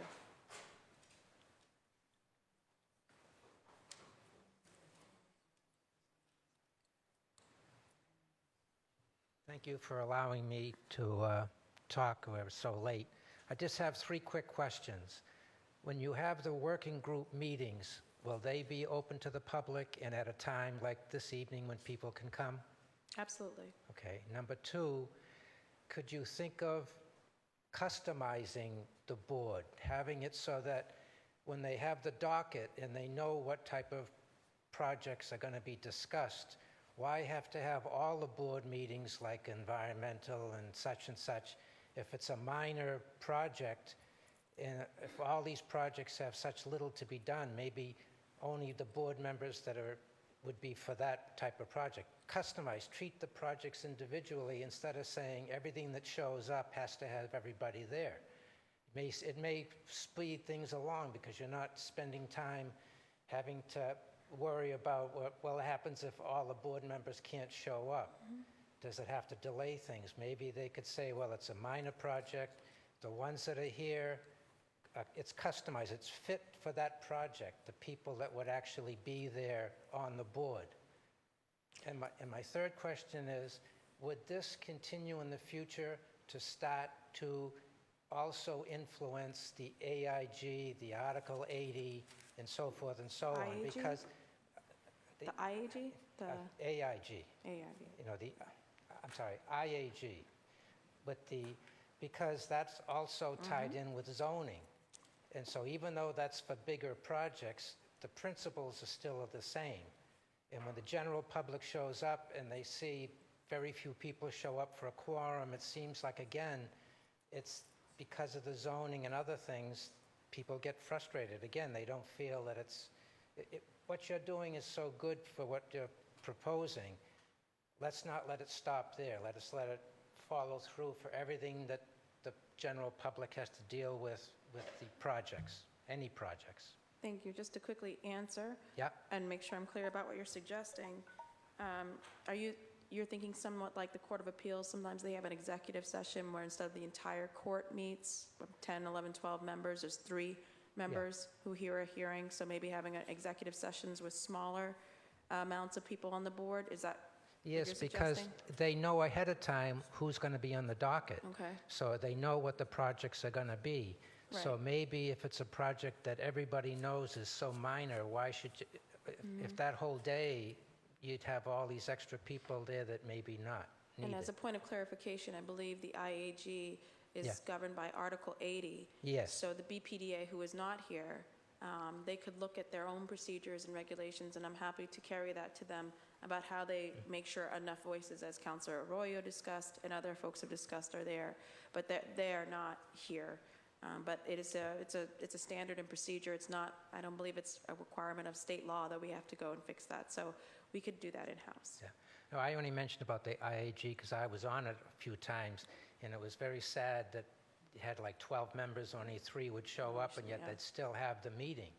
And so the general public is sitting there, they're saying, what a waste, why have an Article 80 if it's just run through? So Right. hearing about all this, it made me think that follow through, keep going. Thank you. Thank you. Councilor Baker. Thank you. Just to speak to that a little bit, when people agree to go on IAGs, they agree to a commitment. So if people don't fulfill their commitments, I don't necessarily think it's on the people that are trying to have a project go through. If the community doesn't take their commitments seriously and not show up to meetings, so just for that's I think on the community. A little bit, I wanted to not to bring up a sore subject here, but I think the H Street project was a small change, and I'm just going to talk a little bit here. You don't have to answer, you don't have to whatever. But the H Street project, I think, was an extension of a permit, which is a very, very minimal change at zoning. I heard that the developer, who is never in the paper, it's the people that are city workers that are always in the paper, the developer wasn't paying his, and this is to answer some of what happened over here earlier, the developer wasn't paying his lawyer and his consultants to come and show up. So they didn't show up, he got deferred. Then the lawyer asked for the expedited, and this is just hearsay, this is what I heard, the lawyer asked to have the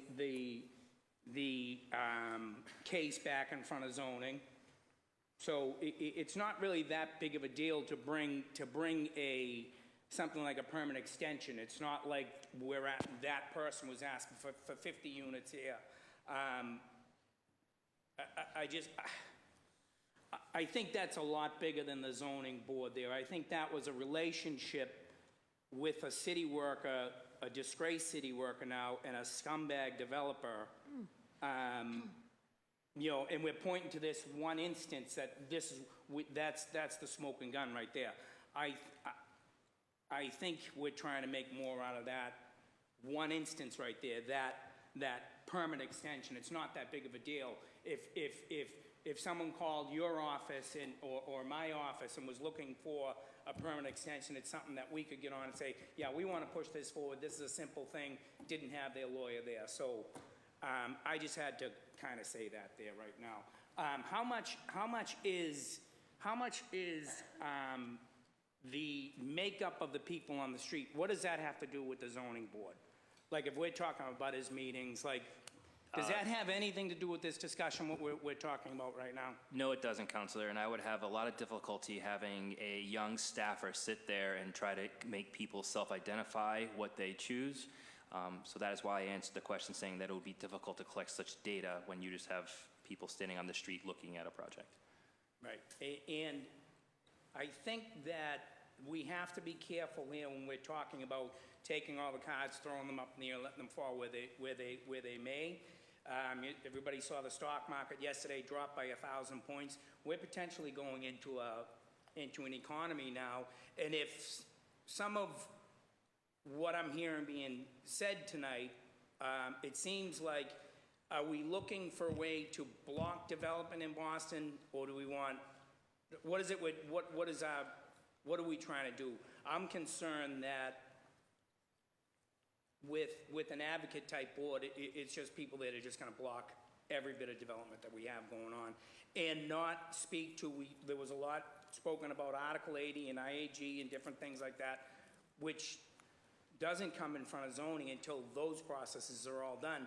And I think we cheapen the role of the people that are running those processes, the BPDA people. I've been through tons and tons of processes, and I think in District 3, we've, through that process, come up with some pretty good projects. Do we have any appetite? Now a question. Do we have any appetite in the makeup of this board? Would it be advantageous to us to look at things like full-time board members that could be used as, maybe that architect is a retired architect, or that real estate person is a retired real estate person, and they're on this board full-time, so they can deal with the projects 40 hours a week, 35 hours a week. Is there any appetite for something like that? Is that a type of change we'd be interested in? I'm not sure that we would want to have a full-time board in that manner with salaries and pensions and things of that nature. I think that what is important, Counselor, is the staffing that supports the board, and that's why working with the chairwoman here, we were trying to get the ombudsman, we want to get a paralegal. The commissioner is working on the budget currently to kind of get additional staff to support the executive secretary, to allow the executive secretary to do more executive secretary things that they're supposed to be doing, because right now they're all kind of sharing the work. And so I think that is important, that we have that kind of support for the city employees who are just trying to do their work every day. I think that as far as from my perspective of how my office interacts with the board, I think that we should be open to looking at a board that was created a long time ago and see if there is needs to be a change of expertise. And I think that the administration, as we had said, are willing to sit down and discuss what that expertise is, but there has to be a balance. I don't believe that we are looking to wholesale wipe the board out. But again, there has to be a balance. And also, I think that if we're going to open this look at it, do we need a 7-member board? Should we have a 9-member board? Should we have a 15-member board? I have the difficult problem with the deferrals that keep getting raised when marijuana came up, and then a bunch of board members had tangential things, and they kept getting off the board, and now I'm at 6, and all the developers saw that there was 6, and they ran up because they knew their projects was like, I get an automatic deferral. I know we talked with the counselor about having more alternates in the room, so should a member step down, an alternate can go up, and so that way we have a full member 7 board. I think that those are the kind of things that if we are actually able to produce, the public will be able to see there's more transparency, more consistency, and I think the online information that the council's asking for us to look at is very important. I think that right now, to the counselor's question about whether or not we get emails in different languages, I don't know, but every letter that comes in goes into the file. Yeah. So if the counselor has a particular project and he wants to look to see if there's any languages of that language, he can call ISD and say, jacket such and such and such for address of 380 something street. In the jacket, you can pull all the letters out and we can see if there's any letters in there that are of a different language. But these are conversations that we have, and I think that there's more transparency. And then to just get to your earlier point, as we're having these sensitive conversations, I just want to point out that there are good people on the Zoning Board of Appeals. And as we're having these conversations to hint or in any sort of way, talk that there are individuals that are currently up there that are not of good character and good nature, I would be very careful about doing that, because there are some strong members who have been community leaders. They have been leaders of their neighborhood associations. That's why. There are neighborhood association appointments to the board. There are individuals step forward who are just new to the board. And so I would just think that both the council and the administration, we be careful of the words that we use when we talk about individuals and their livelihoods and their abilities to have employment and jobs after the fact. They're doing a public service. And unless we know for a fact that something occurred with individuals, I think that we should be careful. Yeah, I concur. Thank you, Jerome. There's a lot of good people, not just on the zoning board, but throughout the city, and the what just happened recently hurt everybody in the city. I mean, John's a friend of mine, and there's no way to explain away what happened. He's in federal jail now. So that's the action that's been taken for what happened in this. And to keep drumming it up, that's what happened. He's in jail now, and there's other people that, who knows what's going to happen. So not to end it on that note, but thank you, Madam Chair. Thank you, Councilor Baker. Councilor Bach? Madam Chair, I wanted to bring it back to just a few of, again, the kind of reforms that are, so specifically what Chief Smith just touched on, the question about ISD budget adjustments. I saw in the Sullivan and Worcester report, Commissioner, that they said we think 2 more people would be appropriate to sort of increase the staffing. I'm curious kind of what you're looking at and where that might land by the time the budget gets to us in April. Yeah, so I can't speak directly to that now, but we are at the point in time where we're evaluating our needs for, personnel and non-personnel needs and having conversations with our budget office. So at the appropriate time, we will provide that information. Okay, so you haven't affirmatively decided to accept the Sullivan and Worcester's suggestion of 2 more people? From my perspective in neighborhood services, I think that there is a great value, and I am currently lobbying my colleague, who is a commissioner of a department, that he should look to see if he can put that into the budget, and then my office would also support his request for additional staffing. I think that how the mayor and the council just come to a decision on the budget is very important. Just know that we as staff in the background do believe that there should be some additional supports in there. Yeah. But I also want to add to that a part of our evaluation isn't always just to add more staff. Sometimes we may need better processes, more technology, so it's a part of a more comprehensive review to see what our needs are. Right. I mean, it certainly sounds like there's a great deal of staff work related to the cumbersome technological systems that we're currently working with that if you could cut that out, that would be great. But then my experience of changing technological systems is that there's usually significant staff work in the implementation of a new system. So I think definitely, we'll be interested when we come to the budget review of sort of how these reforms cash out in practice. I also wanted to just kind of echo a point that came up about, I do think that for so many projects, things that don't make the threshold for Article 80 review, the ZBA is the one, it's the one city body that these projects go before. And I think that for neighbors to go to clear your schedule to go to it and then to be told, oh, we don't have time to listen to you testify, it makes sense for managing the docket that the ZBA is confronted with, but I think it doesn't make sense to be confronting the ZBA with that kind of a docket.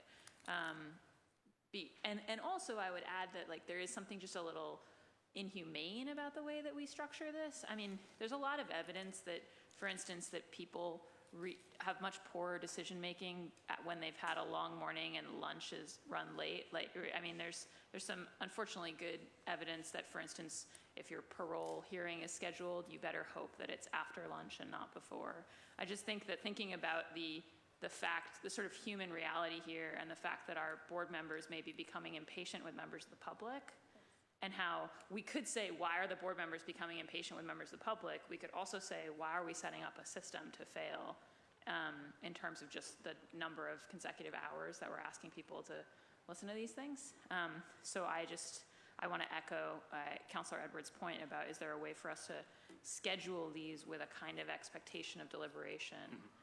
Which I think we do see, for instance, even more of that discussion at the BPDA board meetings than we see at the ZBA amongst the board members. And I think also that being able to see the board members deliberate would give the public more reason, perhaps at least, to believe that their comments are being weighed in the balance, and that the expertise that we've been talking about having on the board is relevant, is actually being utilized.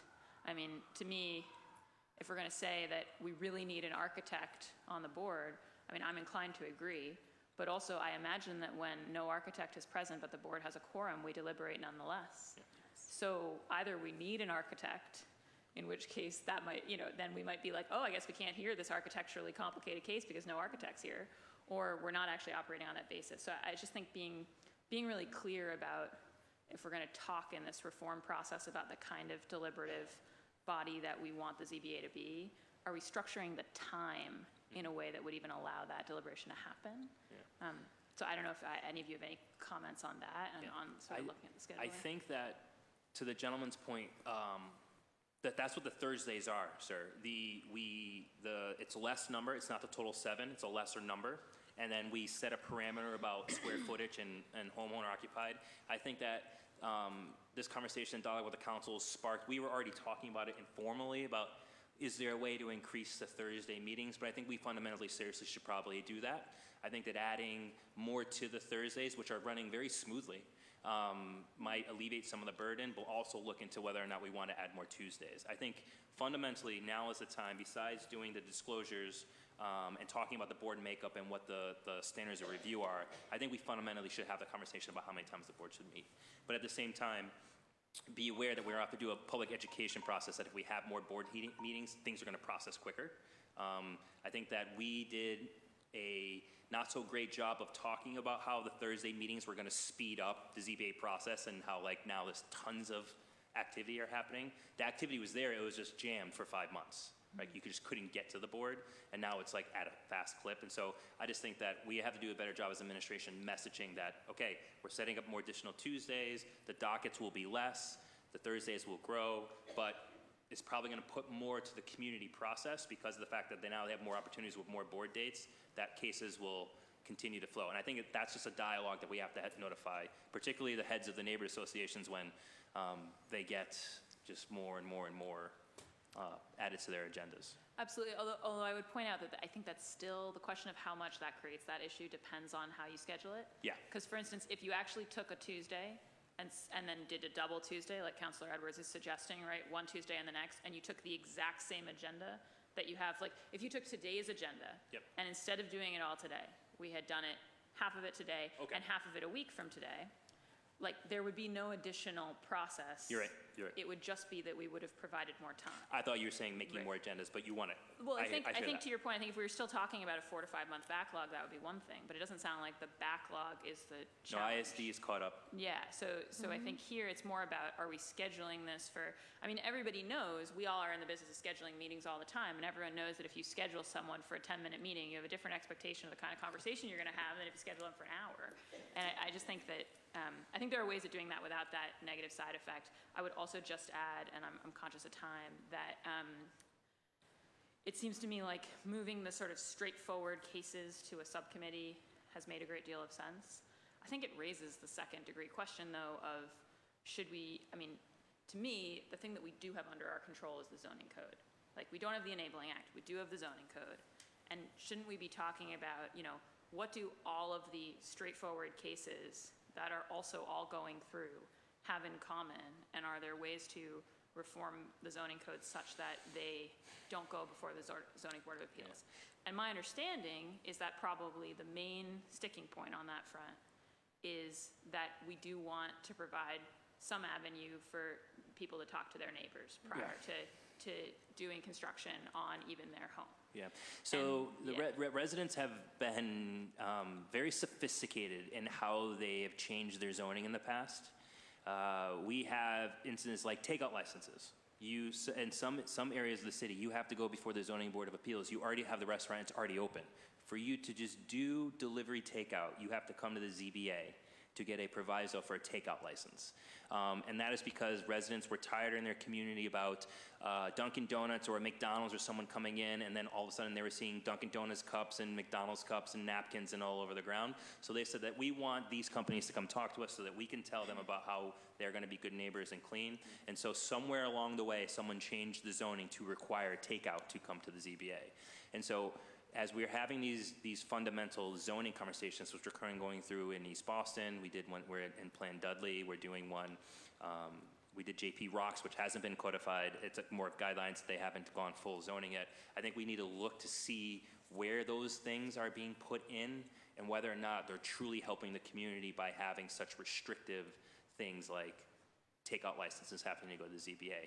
So I think fundamentally we should be having those conversations at the level with the community for zoning, but as the planners and the agencies, we should be keeping an eye out for when residents are putting those things in and ask them truly, is that truly something they want? Is there some need that they're trying to address? And is there another way for us to get at that as opposed to putting something in zoning? We have people who ban like nail salons and convenience stores and things like that, and then that person now has to go overturn a forbidden use, which is a bigger threshold than the conditional use. So I think fundamentally we just have to ask residents, what are they actually trying to get at when they're trying to change the zoning in such a fashion? Right, and yes, and I think those are like serious conversations that we have to have. I just think that the way that I think what we've ended up with is a zoning board of appeals that people are trying to use as a lever on little things, yep, and then also as the only lever on lots of big things, yep, and then everyone sort of just feels like frustrated by it, right? Because it's a degree of process and what frankly appears to most people to be ineffective process in that the vast majority of variances are passed.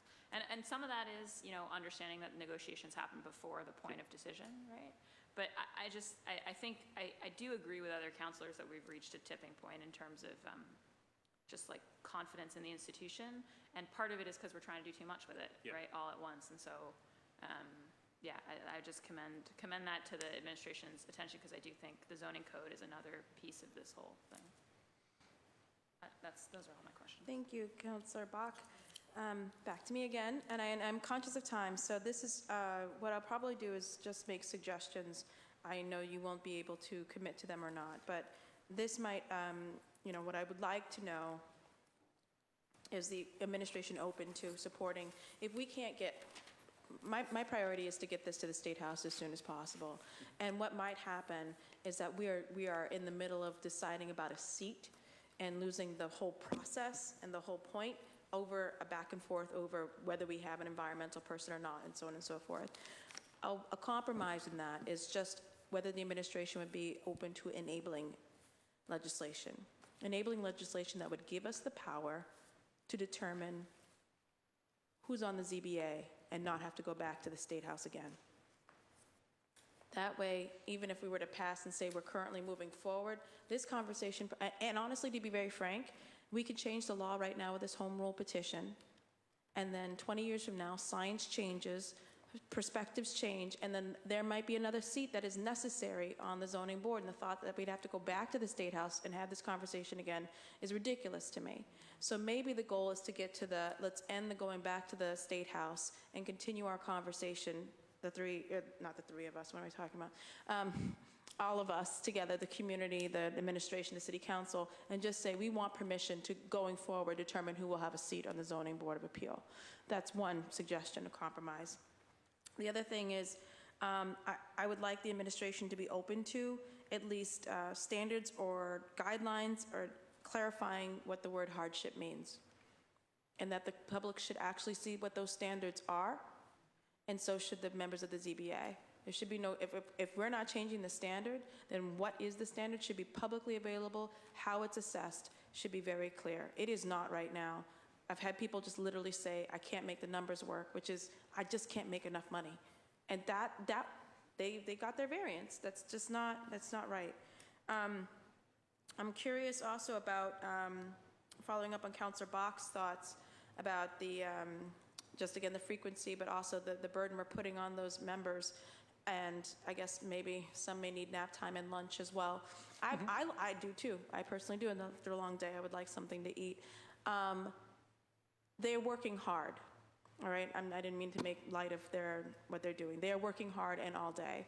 But maybe the point is to have 2 different shifts. 7 people who do a morning, 7 people that do an afternoon. That way you're guaranteed 7 at some point in the day with an alternate there in case they have to step down. Again, lightening the burden on them and they can bring their best selves, and then also not be exhausted looking at this long list like, what the heck am I going to do with this? I learned through this process that due to open meeting rules, they cannot sit down and talk about this before they get on the panel. So they literally are having whatever discussion they're going to have amongst themselves, talking to the expert, who's the architect, talking to the building trade person. They're having that right then. And so if they don't have it, there is no discussion amongst themselves. I actually think you become stronger through the discussion of yourselves. I remember at the appeals court that I clerked at, the conversation and the back and forth is how we got some of our best answers. So there is no time for that. And so we should consider that. And then, oh yes, the BEPA design review, it's often used by the ZBA to, well, basically agree to go forward, but we'll deal with it in design review. We need to make sure that when things go forward in design review, what was agreed on, what was understood, with the protections that the community fought so hard for are not lost in the design review process, and then they go forward to ISD. So there needs to be a continuation. I think that'll be resolved, hopefully, through having an online portal where all points about what happened and decisions made are put in the online portal, including the mitigation agreements. Yep. I've noticed that there's not a lot of minutes taken at the IAG meetings, understanding of what they have agreed to, what they're gonna get, how they're gonna get it, who's gonna get it, how much money it is. Those agreements are literally left up to the institutional memory of some incredibly hardworking, civically engaged individuals. And if that person dies, moves away, I have asked for minutes to figure out what happened with an agreement and why this billboard went forward. And she said, I just remember that we agreed that we wouldn't do a billboard over here. And I said, well, where is that? And she said, well, we agreed to it. And I said, where's the agreement? So those kinds of things, those conversations, nowhere to be found. So again, part of the electronic upgrade, minutes of the IAG, or at least the mitigation package they agreed to, should be absolutely publicly available. Again, I'm just conscious of time. I know that we're over 3 hours now of testifying and going back and forth. I'm conscious of the folks here. Do my colleagues have any closing remarks or questions that they'd like to make? Councillor Bach waves. Councillor Flynn? Thank you, Councillor Edwards. Again, thank you to the panelists for being here and to answer the public as well. Just wanted to follow up on 2 brief comments, not questions, but I do want to echo the role of ONS plays. The Office of Neighborhood Services, the coordinators do an excellent job. They're not paid all that much money, but they're hardworking. They're residents of Boston. They know their neighborhoods well, and they come from the community. It's been a department that's been in existence since 1984. So I have tremendous respect for the young people, especially that work at ONS, and their dedication to their neighborhood. And then my other point that I mentioned briefly, but we're in the budget season now. The City Council working closely with the mayor. It really is also the obligation of the City Council that anything that we discussed, whether it's personnel, especially or technology, we really have to be determined to make sure that we advocate for it in the city budget. This is the time, this is the opportunity, and we're serious about making reforms. I know the mayor's office is serious about making reforms. The only way you can make reforms is through the necessary personnel, the necessary technology to do the job adequately, and that takes funding. So I just want to reiterate to the city council as well that we have an obligation to advocate for all departments to make this process more effective. Again, thank you, Councilor Edwards, and to the mayor's office, and to the dedicated staff that are here as well. Thank you. I'll just conclude by saying we got a lot of work ahead of us. We've gotten a lot of things done, and thank you for that. But you know, whether we agree or disagree on the ultimate details, I do think I understand your commitment to reforming the ZBA. The administration's absolute commitment to reforming it, and I take that commitment to the bank. So I look forward to working with you on reforming that. So thank you very much. Counselor. Thank you. The hearing today on 0233 is now closed.